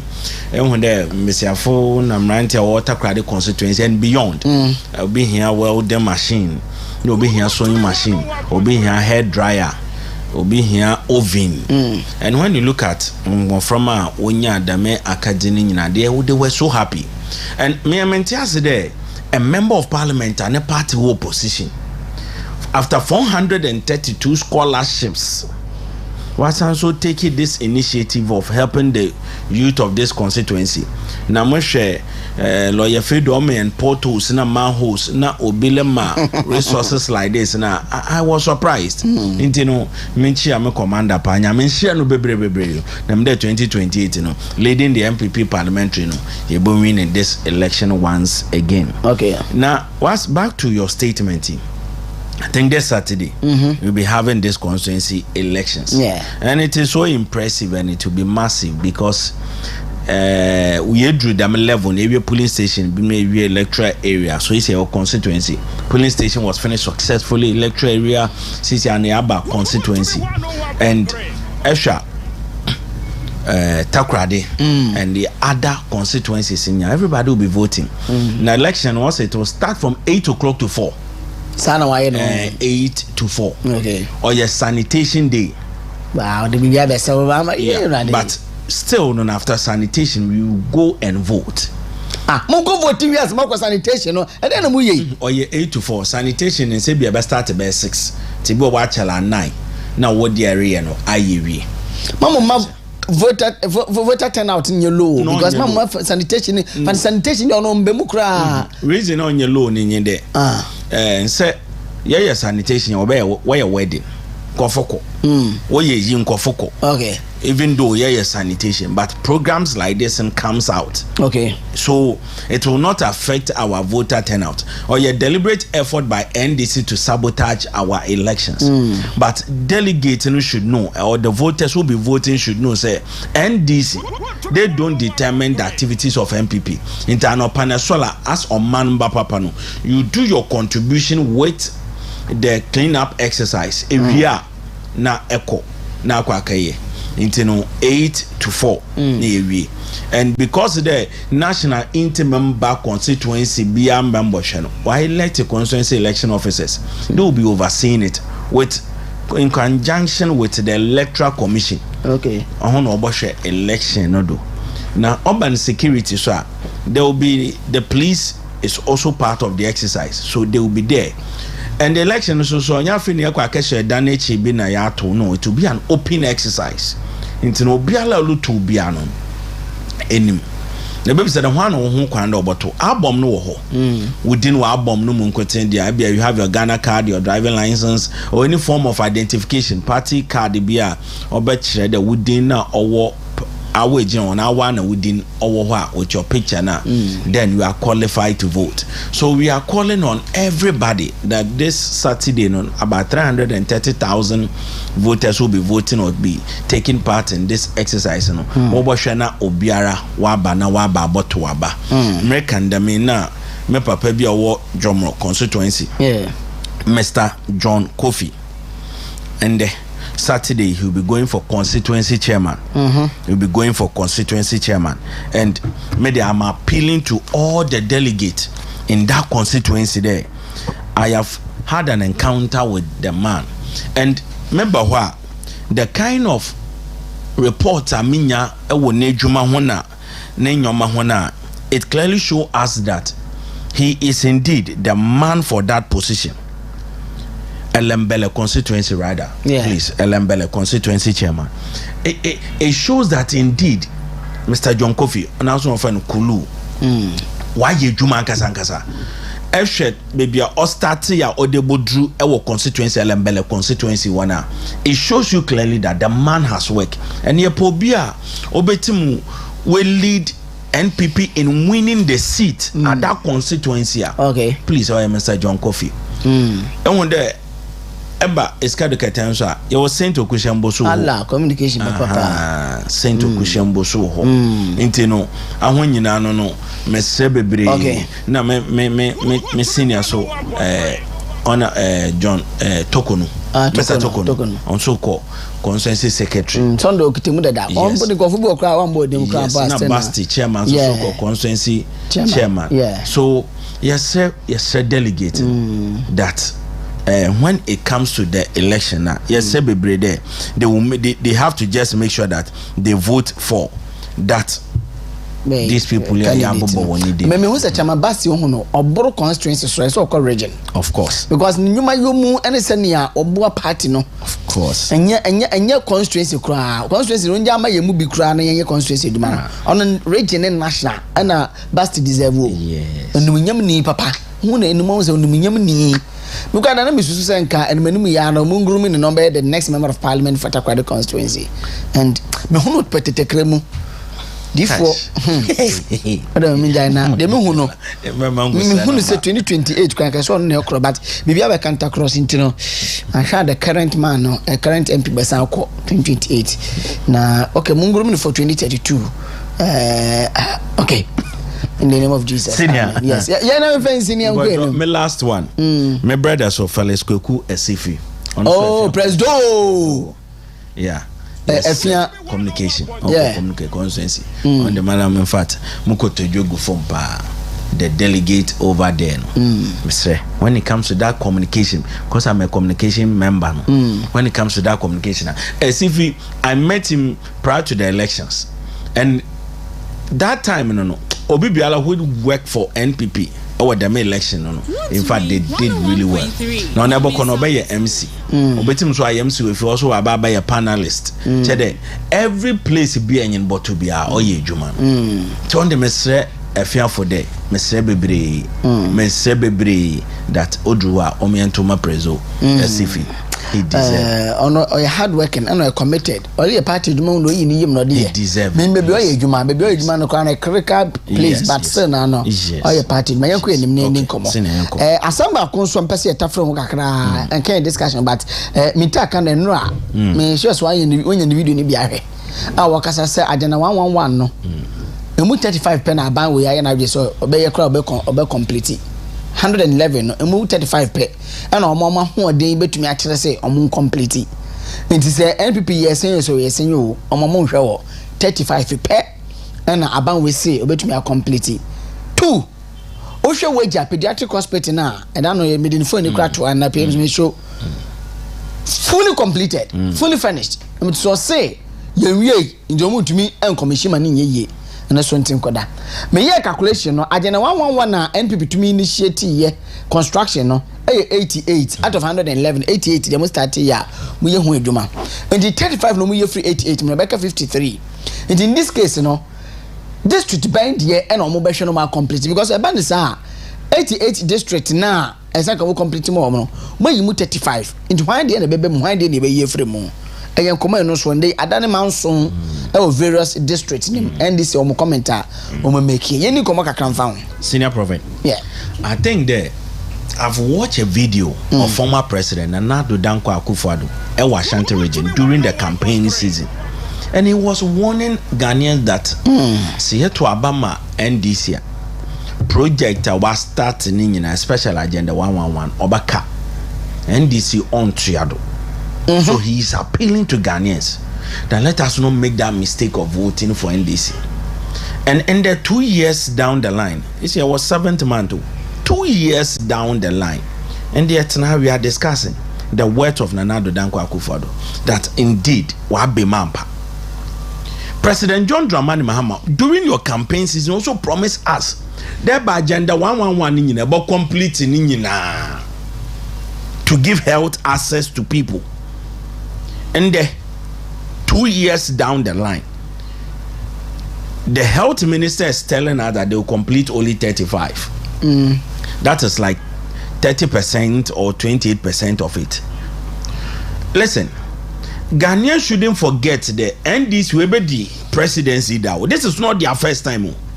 NDC President John Dramani Mahama at time. Necessary allowance will chum. The time no na snake or walk pukani pampani and yes snake antivenom from my patient. Na pregnant women die because of blood transfusion. We had all these incidences in the health sector. Health insurance ogui under President John Dramani Mahama ne 4 years obedi. We experienced all of this. NPP ba power. No what did the drone zipline drone delivery service obey. Tamam the services obey. Yanti de obi pregnant woman died of blood transfusion. The snake bite yanti biome in this country. In the NDC be we ye fi ho. No aka fa mbobolance or that ba. Now during this rainy season, how would this abobolancy would travel from community to community? And they are killing the health sector.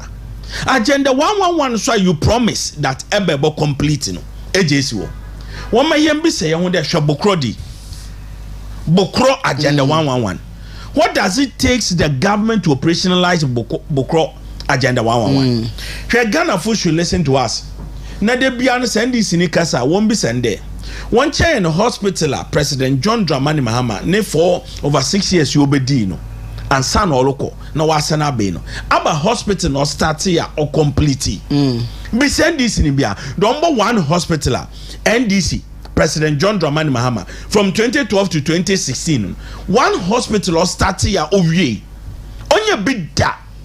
And NDC, we are also in the same dimension again. Just complete the hospital, sir. Ye I work at the boy keke. Your agenda 111. Me did that one. I want to show him. Bebresu will be one constituency in a district. Out 1 year necessary mobile gumna waye juma. But this government has refused to do it. Because they don't know when team the 1 year agenda 111. Time we launch the me ambulance no way there will be free health care. Into whom them container kitkiti bina. Sir, mobile money kiosk no. Yes. Nipa 2 crown kum. Yes. No obvious work there. Since I know about ye mobile once see kwan so that yela etima ko. And because they cannot do all any of these things, want me yenintino. He said what do whatever there they want to complete 35. It's because President John Dramani Mahama ne alternative or the benyina we fail. Every alternative have failed. Bison ambulance. A video of the ambulance here last 2 weeks. What of home now. So any option or alternative beer is out of the system. Ni ne fail when any make guasi. Intendo what have said the peda way 35. I can say it. Metimatama kede want me yemu 5 mpo. Abena krake 2. Abena ke 2. Yes. Yes, one team NDC cannot because they will not do it. They will not do it. She Efian Kwanta Hospital, maybe a NPP, yeah, teaching hospital, maybe a wakan, a wanosi. Yeah. Bokro, a wanosi. NDC so doesn't have any alternative. But moya me ya onye there. NDC funa watu abano. Most of them no one sheda ni city anymore. And when they Takoradi, we have health centers. Bebre wa. I mean, me fear say, bibi na mse moko hospital. Menye baby bebre ako. Yeah. And when they yana sister Mesbel. Yes. Last week you know Lusun. They kolebo okwe was no bed into new sister. But yes, on provide evidence that just and sister be wo kolebo. And when we was our report. Muslim who video no reply. Yeah. That no bed into the sister ewo kolebo. Ami amowa Takoradi hadino. You will not go to any hospital in Takoradi ever experience no bed. But I want to know what the major cities, I want to know water region, those places, these are the people experiencing the no bed. Sheko Kumasi. Say one no more issues in Afari. It came because now no bed syndrome happened over there. Yeah. So why are you playing with your life with politics? Because you don't look at the dimensions, you don't look at data, you don't look at facts. You just vote because you're NDC. Who NDC government is who doesn't prioritize your health? They don't prioritize your life. But still, let's about to Obama NDC. And then say when the mess benefits they were. Otina, it can be you. And the mass Solicia, it doesn't have any political color. Shaweja Children's Hospital. Look at this magnificent hospital, extraordinary hospital. Since you know, you will not go there or your private health or your government. And look at these facilities. Number four, you won you know MPP for. A friend pa ya won pa bottle was sisi anampon. Na lampo ni men MPP ni men DC. Monya indo yala obenya pomedena obosheno. And the parents are playing politics with even the life of their children. That look at this hospital, and this government there, you know, operationalize it. Into hospital in CO, equipment no same because NPP no see. Please, Ghanaians, our life matter more than politics. Our life, it matters more than politics. And this when you ske World Cup will go. When you ske walk World Cup. Last year when you ske walk a woman of valor, it was UK. And when we kawana brabo manya enjoyment, that's the canambra. Na yamfanye enije. Apart from that, they don't care about the Ghanaian. Yes, sir. Yes, sir. Okay. Just be on the neck of this government, because voter regional one melamini ho obi yara, it will affect you people more than me. Yeah. But it took NPP to have the largest midwifery school in West Africa, ever voter region. It took NPP the whole township in Obenya Third Road. It took NPP Adaklu to have one of the biggest mechanized system of water. But why don't you think like that?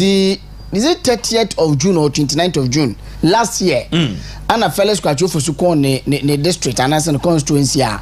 Oka say Abano share all the MMDAs, say Anya Biano district Biano every year no munsi 2 chip compounds. Every year be a district be a or there be a munsi 2 chip compounds. Na ye per se ye free abemuno. Now you see 600 chip compounds, 600 chip compounds. But yeah, calculation you can. Felix were born mathematics mupa because 2 all times by 261 districts now. Amount 522. So no basic account. Basic account. Born math because 261 times 2 every year be no times here. Amount 522. Into no then no person what today. That's a any possible.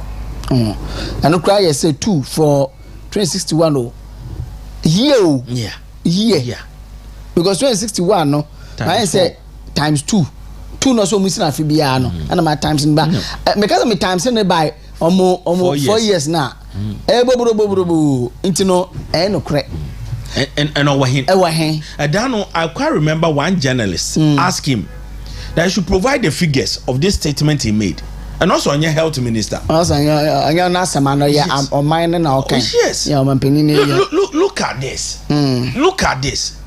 And Ghanaians still want to play with their lives because of NDC. Why? Why? Since you know, Eko Buklo Enclave in Yinana, Agenda 111 is so your operational. And will take care of these people. Yeah. And that they don't have access to a good medical service unless Robert Takoradi. One Takoradi, they wouldn't have these services we are talking about because NDC has decided that I will not operationalize Bukro. Also, NDC has decided that we will not operationalize it because for MPP. You still have to travel to all these places. Now, in Madekra, I've been to Ashanti region 1 or 2 occasions. And they be a Ashanti region. One of the things they lack is health service. Internet when they one herba no dosuna. Oh, okay. Internet herba. Yes. That is why Ashanti region they have herbal, garlic herb, like almost every edrubian because they don't have access. Na menyamenya kubinam. Edra no ye be 20 cedis wa no they were selling it at the pharmacy over 100 cedis over there. Mete do all bodam se there no na me fro bi no ko benyak the same medicine because me catch on I want how we need no boy den because I want no se bo twa scanner you can travel to Aguna Kwanta to go and have scan ewo Ashanti region but Takoradi we have all of these services here. The same thing Eko Volta regional. This is what happens. So you have to travel through villages in order to have health access. And these people still think say we have to vote for NDC because you pen this asam without considering their lives. And they should go farmers bay. Look at how NDC is treating them. Bohon wo two of amwa went to. But because they may votarian, I am an NDC, so I will vote for NDC no matter what, without considering fact. NPP agenda 111 bay. And you know, look at this treaty bia. Show how beautiful some of these hospitals are. Or your new hospital, I will be see. Our NDC, yes, be NDC. But Obana, I won't for Frono. Why do you want to decide for his future because a NDC? This government should just suppress and oppress your children medically because the father have decided to vote for NDC, the mother have decided to vote for NDC, and it is so pathetic. So Ghana for Mr. One, okay, 2028. What the NDC and young people vote on fact. What the share fact, share data, na for to aba. On yada me NDC intina moto aba chenchain. Share. Okay. Ode ma many Ghana for teach voters no. You use 2024 they cross 17 million no. Me use mu no nkasa sese because share NPP when you kuno na wono mo twene mo ho pa. Eba no apomodin a. On the pandemic 37 interventions. Our health nkwa. 37 interventions and NPP man you kuno. Rolling out our health sector. You can mention them. And also. Oh no, 37. Just say, but be a better possible biana.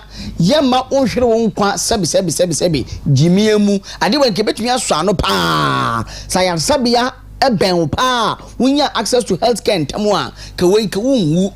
Now so month ye and I'm got to abama NDC man you could be for no. Oma ba bemo. It is a what district PM as agenda 111 no. NPP man you kwada roma. Omu to me frasie esibi ho. Say you do he no abafufro na aba say o say o tumi beto asoro owie no complete o ka kire en say wono eba na pomodin a ho hia wo mo NDC for so ho hia wo mo into the pick and point ye chusu some district hospitals are NPP amanyo kwoni France say ye see 111 na district amuni bie no matumi anya bie no oba no say 88 nimpo no a NPP efrase no yen to me complete 88 among the 88 the crown you do more you to be commission here me western region I can talk of a year Bokro Agenda 111 it was commissioned me near Baroma Barnabas and Banasco na MC program and I say I was there myself and so on my trade them Google say young commission bia obo Google say how many Agenda 111 the commission you make say MPP and commission bia no my trade them Google You see, it is under me come at you necessary. We ya NDC for in terms of health. Now even 88 na NPP. A France constructing, you know. Now come back completing na and almost you 35 repair. And at 35 near the NPP for a year, crack. Every baby or some commission about the cyber, and no mobile commission. And Jomo may be before Frobia or hurt water and farm Wamo. Now come with the 88 saying. Most of from 35. Sika o be to dey nneema esusin say. Ghana for me come at them and this phone dwen mo ba ko pose bit. Na unya akonya bi na woto aba. Menim se wonya adwen sachara, intadwen sachara no fananti akopem 2028 na fa kokoto aba. Eyi se busuefo efefra be mu. Anado akwanka ni yi. Ended that. Yes. No coffee. Now me prepared the same a day before yesterday. Okay. Because the app is on my phone. Mudu wana motoi. I don't need to go minkafa card and wufie na minkafa minbechi mambo share vendor na montobi. And then answer no be the mention NHIS office. Na oko renew. Na msena say say I do renew phone. You don't need to go there. Look at all this intervention, health intervention being, you know. And your NHIS card, no, you can sit at the comfort of your home to renew it. Star 929 hash. Yes. Star 929 hash. Onya fi ne be first in your film poho. Na eba ban 6 how much 4-3. No be bo renew ne health. Please. What your yendis na fan yendis. But what you vote on fact and data. Look at what but man kada change me yendis ni. And I'm not winning and we are suffering under NDC. I'm not winning and we are suffering. Saturday was your best sanitation. My name is Takoradi. I can't there. Na yebo vino. Ebo lawyer fedu. The mess you cause in this town. I'm drifting Accra. She don't need anymore. Senior prophet. And in that time we best sanitation last 3 weeks. E wode o kafa da machine no hammer machine kesena wodi tutu form and sana gata no wotim wo yima ahwea because radio stations water kwade nyina wode editorial still lawyer fedu wenfi ono oba ye no ne ye kontokwa na no ne nipa ba ko kontokwa program bi otonsa from ase I saw it no kontokwa after sanitation no that dinner wode to gata no do no more than 3 weeks ni since it is an open drain over there. And I'm thinking that Saturday sanitation, Friday, Saturday, the mess about cost for country and a Takoradi in particular, it will be so much. Today, NDC government doesn't know whether they are in power or they are in opposition. Okay. Because when you look at the things they said and what we are witnessing and seeing, it is so pathetic. Okay. So Ghana for Mesrao. Mede mo bompe the 35 no pono onye wusu wode nka ho na wode anka wa you see that esol ahomache na nya fra local hospital. If I'm ending on this note, I quite remember last year menya nkokoro odnyemete no from anadwen there remember fa namba na memfa no hospital cost na car wo fi nti mutu car hwe ne eba betel less than anadwen so mpona car ni krom so less than 10 minutes we able to have access to better health facility. Na bisa wonde awanadwe 2 o'clock. A solar ebenye bidama. Will you have it? That bokro. Ete wusejo. Na anadwe 2 o'clock. Oba yer. Na per health facility ewo area wa ebenya. Ewo Volta region bisa wonde anadwe 2 o'clock. A sol na se a peda wo ba oyer. You want to take your oba no to hospital ebenya. A better health facility. I'm your Takoradi amenye bi. What about you? Let's say NP live general one day. District BR. Let us bring a district hospital on your polyclinic. A district hospital to take care of you. Because of politics in Tino. That's a matter with NPP. Okay, maybe we have a question. Mr. Dr. Mahmoud Bamiasi Bobby Wanya na as a vice. So I answer the end and the engine share kind of papano or the pebia or person the boy on my Ghana in Tientuaba and Famano. But where's Jonas Queno from Anamabo? I say, good morning, how are you?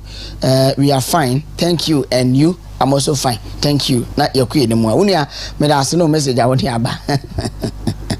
Okay, message is no. Hey, now as at 5 a.m. Krana must send a message back. Okay, it tells you how hot the program is. So, teacher Kujo Teobodom Adantase, Ghanaians, President Mahama and his NDC have spoiled the country. Why? Because they don't have anything good to offer this country. No policy direction, only lies and drunk one. President Mahama and the NDC misled Ghanaians to power. Ghanaians have really seen the reality between NDC and MPP in terms of governance. Cancelled Zoom Lion contract, leave Ghana facing mountain waste crisis, and we blame President John Dramani Mahama for that. My regards to Honorable Professor Christopher Amiwekunfi, Honorable Martin Oti Jakon, and the local boy, Honorable Kwesi Edu Jan from Bono East Region, Minister Techiman North Chairman Dr. Stephen Apia Eje Donko aka Jeffas okay pia ya mbamba man not on Jeffas so kudi Kennedy shows here wasamba back say ye na enkambo mu na enye adwuma Honorable Peter Mensah former Techiman North DC Honorable Martin James Akosa masa listen wa dodo listen wa too much and what try so amamena enya brother I be fufuro Radio Pierre, good morning. The president of the nation John Dramani Mahama has increased his appointee salaries more than 100%. We are waiting to see the percentage he will give to civil servant in 2027, but 8%. Why? Mona and Quartus 1%, obeying 8 budget from Manson. From Paul Manson at Timesubua, and not do it 9% and Quebec so about 8%. From Sule Sunyan KTK, Ghanaians voted for the NDC because they promised to reset Ghana. They thought it was easy for anyone to manage the affairs of the country. They were voted into office only to come and exhibit extreme incompetence. 18 months in government with nothing to showcase. Say never again to NDC 2028. Let's choose a leader with rich in ideas, a leader with foresight, and a leader with modern trend mindset. Vote for Dr. Alhaji Mahmoud Bawumia, the man with clear vision for Ghana. So the man with clear vision for Ghana, and the Yembisa said, look, Dr. Mahmoud Bawumia can say, Obeshana with my renewal of our NHIS card, our phones 1 year na. And look, I'm saying what crowded that. One student, one laptop, 1 year na. I'm saying no more so. Drone delivery services, mebacho 1 year na. E-pharmacy, mebacho 1 year na. Ebano say okwa port airport say we do Ghana card. Beba eno cramp no to access on nyama.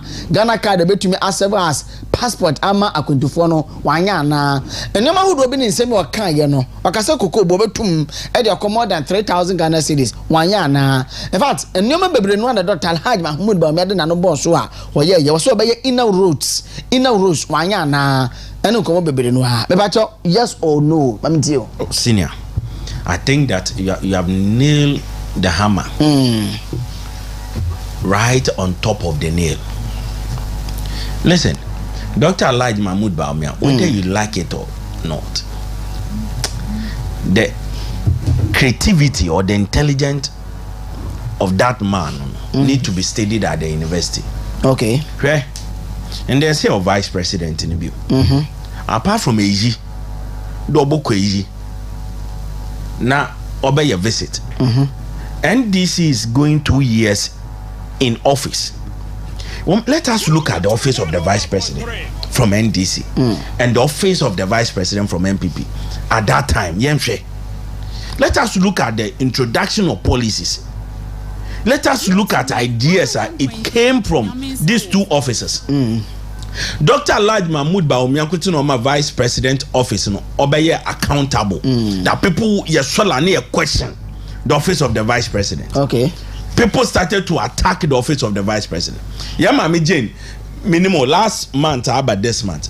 At Kado yede. No on yeden.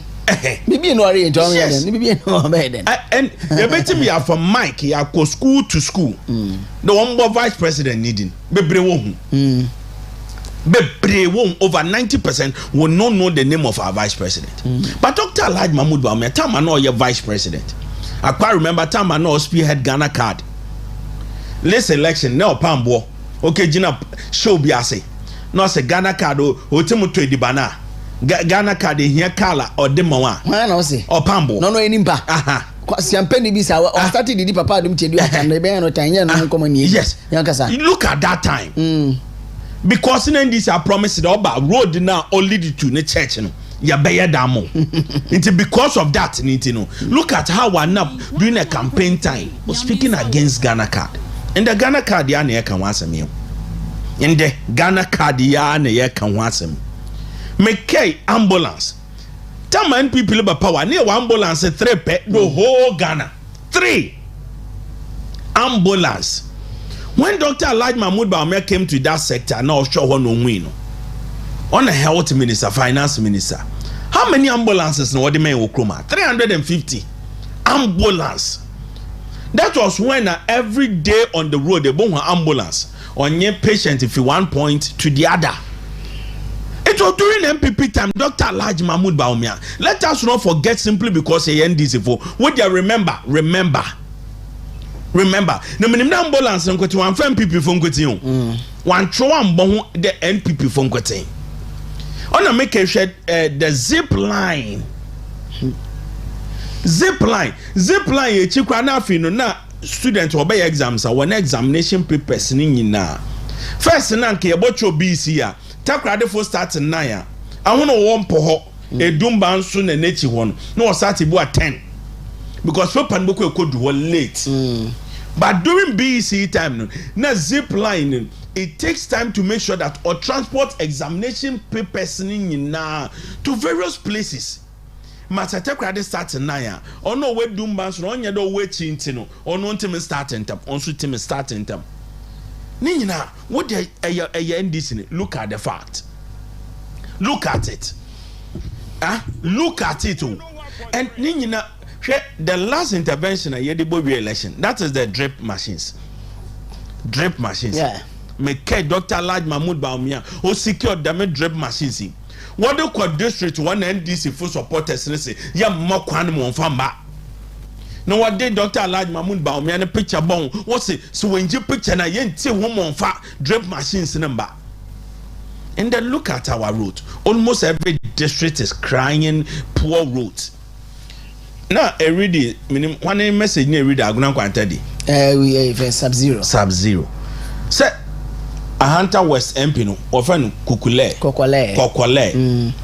And also Kokole no chere. Nipa koko and the also says one road in so aye kokole be aye kokole be aye ko question na de kokoko last 2 weeks na ko Adembra almost the community nyina obi apedo a demonstration everybody is blocking road. Why? Because roads nyina say where are the drip machines na Dr. Elijah Mahmoud Bawumia de ben over here necessarily roads are being destroyed just like that in our communities. Okay. And you know, say Dr. Elijah Mahmoud Bawumia, me motion the performance and I want to match it with President John Dramani Mahama and the vice in I want to be in. They should show us what they have done. Okay. President John Dramani Mahama 4 years. It should show us plus in the time to add Dr. Elijah Mahmoud Bawumia so yeah. Let us look at the positives. Okay. And the office of the vice president has performed much better than the office of the president and the vice president currently. It's true. They should show us. Okay, now my mister this question is His Excellency John Dramani Mahama was your boss Obama automatic posting for nurses, you know. But why na okay, say Koko Bonso. And you may pay them 6,500, 7,000. But why na? I say Women's Development Bank, Obesi, Ediama Womo, but you know, why na? And somebody de baby, or something can establish and also set up pension schemes for drivers and cocoa farmers. Why na? Senior Prophet. In Newcomer. With respect to the main nurses, one automatic posting. Oh no. Musha video no not the Oracle campaign na president odro na ka no boy san roof no yeah no gina so ogina so no hu necessary for na no hye won bo ala wan gbe no ho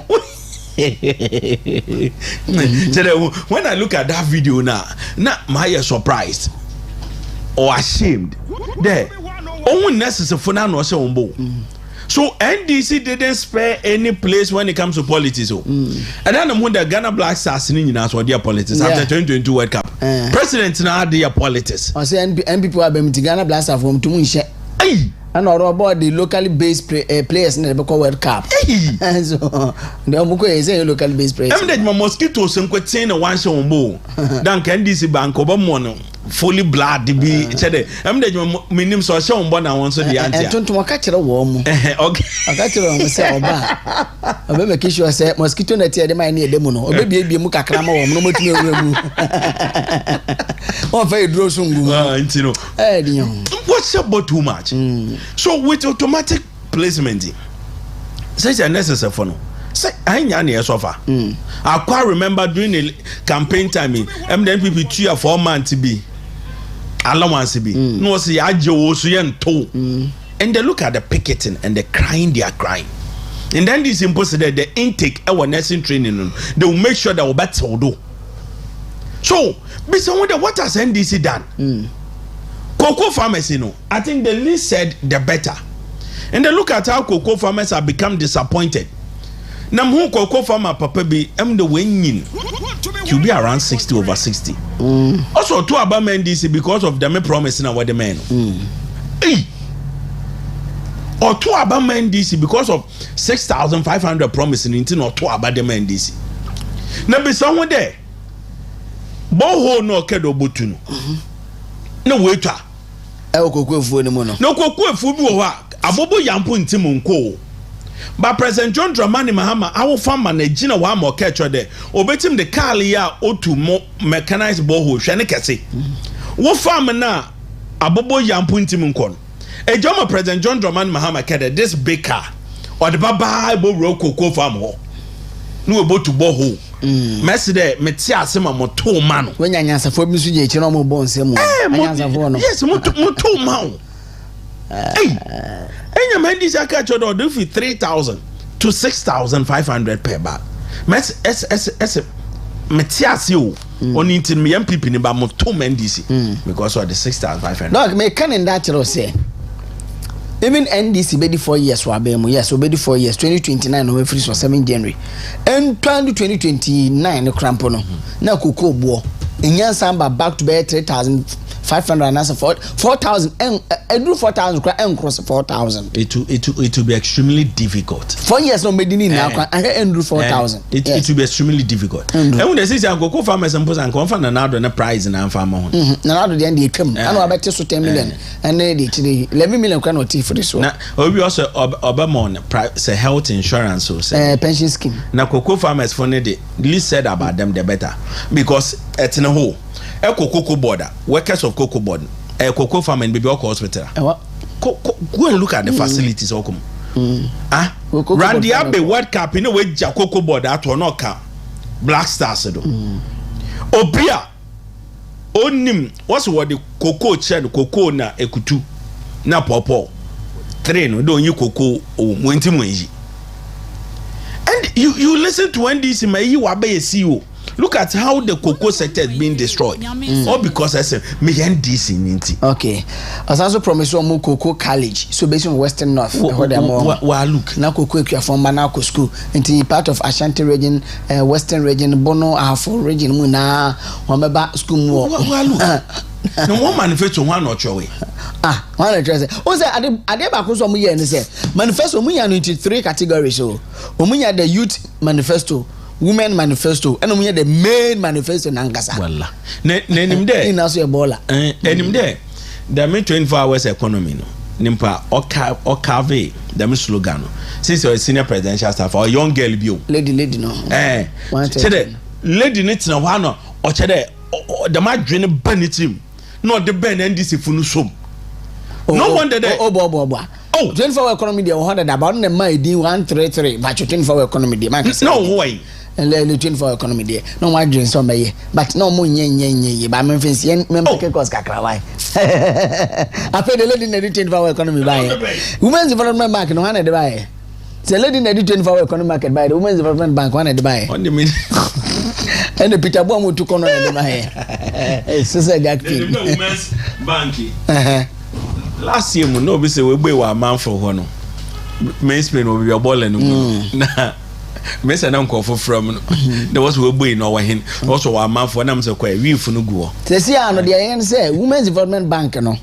I'm so maybe wo 24-hour economy market nim ti be yo me bie 24-hour economy market bia no no me bie women's development bank e wo market nim nti na hon no be obi bia nti no omo ni baby fufuro bi omo kwesi 24-hour economy market no eye friends women's development bank no ombesi a share 24-hour economy market nim nti ano no so yame ya wadom no nya market ni bi dia ubenya bank no ewo mu eno so 2028 asem na woro ka say on betumi a complete the 24-hour economy market no so it tells you say World Bank no enye dan emba so 0248071174 0248071174 ubetumi wuremu ba oba so alo TV volume my why mesrewa hello good morning. Yeah, good morning. Afternoon. Yami adome ho ye. Odi be be kasa free. From Michael kasa free skar katango jokum. Makito mami nteo. Mpere bi se de mami a we di mpu e skar wo fe na mpu. Wa we mpia ntia enyim ni dina. Grace do danko ne obose bi di mpu bi wa ana. Mutuma ne dia na mama asamwa. Mami obose bi di mpu bi wa na dem na mpede bi sa. Minimu ade. Ade ntia okasa. Oh, na me bisasa ade ntia okasa ba wontumi ankyere mu. Hello, good morning. Good morning, Otamaba. Sub-Zero Eusejo Anta West mami ntie we. Yo, better and tell was papa for great opportunity there, ma'am. And I came for Konadu. You chair the next man of Ghana, Dr. Mahmoud Baumia. Na yako original ya papa ochida kumesa anapeni chene papa da masu yako sio kuma la boa ma anapeni chene papa na mintia ya mama sauda eba hanta wa sa no wa adeli kitino wa wana agende oboto ba man no believe entity women organize because oye how commission e wa hanta wa sira the masu yako region sa ya sister of this nekatia anapeni chiano ono so woman lord no my regional women organizer na sinye eba hanta wa sa ya mobile papa in this is academic institute a current bag no kwanto at the same time so echo a friend to 3 pointer you know and this for project no am promise one there oba benima or the 6 months no on that baba site no buy one car one aso da ma one ile mo kesi institute ono work 3 points no for tomorrow from bag no kwanta agono kwanta ono ba jeri market kama na sina mo be no about 3 da aka agono kwanta introki ile mo kesi ajana wana amana we enter ceremony what the year no and there obadan forest e wo bokro okay that sound ka for be hedunu o me come me di mazanya from what Dr. Moni Bawo ni ami adama sabi abe kwatu no nko ti sun kwafo botu abo party no me in this case any good leaders are wotu abo party ama 58 no ni tuma akabu me adima ama power 58 no yesaka ni ami yedima me so me da se Sub-Zero Eusejo and odifre wode aba 0248071174 but yaro ya na wa hwe WhatsApp amamwa na me de bi e de amount. Hello, good morning. Good morning, Chema. Onimi amfo be ni o. Pacho ajenim buati no ka safri atumamem. Mami ti ajenim. Yo, de me kan say atrante be esti. Zumla ya force kan hu. Isan say Bible see we na mesum pefri wa ahonedie na ho. Zumla ya fa ya adwuma 1.5 year. Aye ma obia 1000 po ana 1 person po. And so my mobile kan ho. Yes, you bompa say Yankopon na once was in am soon pay for ahonedie na ho no. Yes, bompa ta. Isan say sikopia na beja ho no. Abema President Muhammad ya. Adenti na won fa bintua ye ka. Na mpanimfo opikura anya base 10 years ebimpo buru me kai libo ya pani bi ofiri oba fasiru na na obube okoche 10 years send pa onyina tima ya adwuma ama president anaso omamu mpanimfo pese betue ka na de besi no na sanfenemu omon bibi ahwere omo enkwa no onyankopon fo omo kransie na Ghana fo mo so mo ka bi maye da meso me da se onua metie nkomo bomu a na ase Zoom line adwuma no aye bi pen. Okay, nice one. I say, today, a wedding come over. Hello, good morning. Hello, good morning. But you didn't Abdullah ni ono. If you come, Mammy Abdullah. Yo, na endi sana your mama de mohonajun because was say one who Ghana former boy because abada that Takoradi besa for the makasakri obey sisi a oba abatwa na wo wie no preko na ho wonya baby wats na wada ye wona adwuma fian kwanta chechen hospital ono no suhui na interchange so ono hui damokal kone a woso be ye nyina na ye adwuma wo kal kon no ho wa pam ye nyina ma ya ka tentina fie de bapemende daban na oba ye da ma adwuma no oda ma he so ye ho atwan ite Ghana for ma ye hwe ne ye na ye nto aba pamfam ma MPP. Very well. Medas Abdullah, I'm Mr. Papa. Hello, good morning. Okay. Good morning. But you didn't make a I'm out of me pa. We didn't make a free say you also fiancé. I mean you. Na in about the bill so near ora to me so ono tina ene ye fresh na amasati enka ono so nyame nka no ye nyango amane ye mano media na ubi se Ola no munyo. Hello Mr. Breaky kakra wait me je ya mami aka be me de. Hello na can you say na ubi se NDC the omo kan omo tumi ya na nini I don't husem na ato my way say NDC eba esem omo kan ni nyina o ka se ye de abanya ne hwe omo nsem pe Ghana be say wo ene yawo fe ne asem kra to oman Ghana na nsu yiri afa manfo da bi okosho omo bo say omo de enkran do kro ne nchi na omo pe no na nsu yiri afa omo na omampani abakonya ababe nanti asoro owie a osa edi atalifufu ejira puppet esa edi akiro manfo tima ben no wo ma oman we enti se ni pa yi se abamwo we na se wo di ato abama na de o kan ni on timi nya enti ye kan se 2028 no ye kono komlaleba obi ampi abonten na onko campaign na yanto abama ewuraba o me na o ma ejama yi mai na me kan ho me da se communal labor ne na ebe kobi. Hello, good morning. Good morning. Bacha oni afo be ni o. Medi de Mohammed me kaza fi western no sapio so yamandai. Mohammed ma mi jana pay. E bomba basopa tembia me fidie dia adamo molai muso. Elasi. Me bom pa ya mama so yankopo mama wonden. We free western of the whole Ghana. Nempa bona say MPP for nyina ya nyina anka ya hombo. Ya timika ya hombo ma. Omo pe kura omo kum na nhwe 100 kura omo ntimi nkikere obi abio. Omo ngia 32 no omo kum 100. Omo ntimi nkikere obi ya. Ya nya say ya nyina ya baka bom. Ntimi me da se yam go pon papa. Good morning. Hello. Yes sir. But odin be be kasa free. Pacho me free kasua within the Evans mami dio. Yo maybe the 24 economics. Yeah Ghana for me nim ne ye tiase. Wasi nipa ba ko bia be nya adwuma mensa. Market na wo ye ne de mentiase. As for the force ne air force was see market we be nso mpe market. You see adwuma ene de mai. Ye mabun fo e be dan ene de tosun so ade bi nso e AC ameti eno e me wa ye se abedu.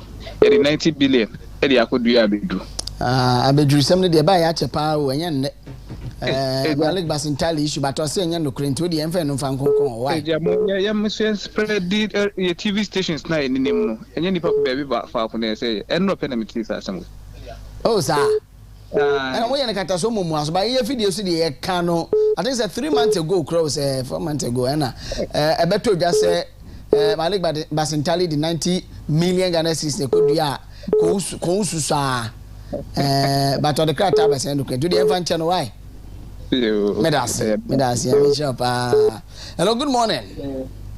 Good morning. That's your name, baby. Okasa free. That's you.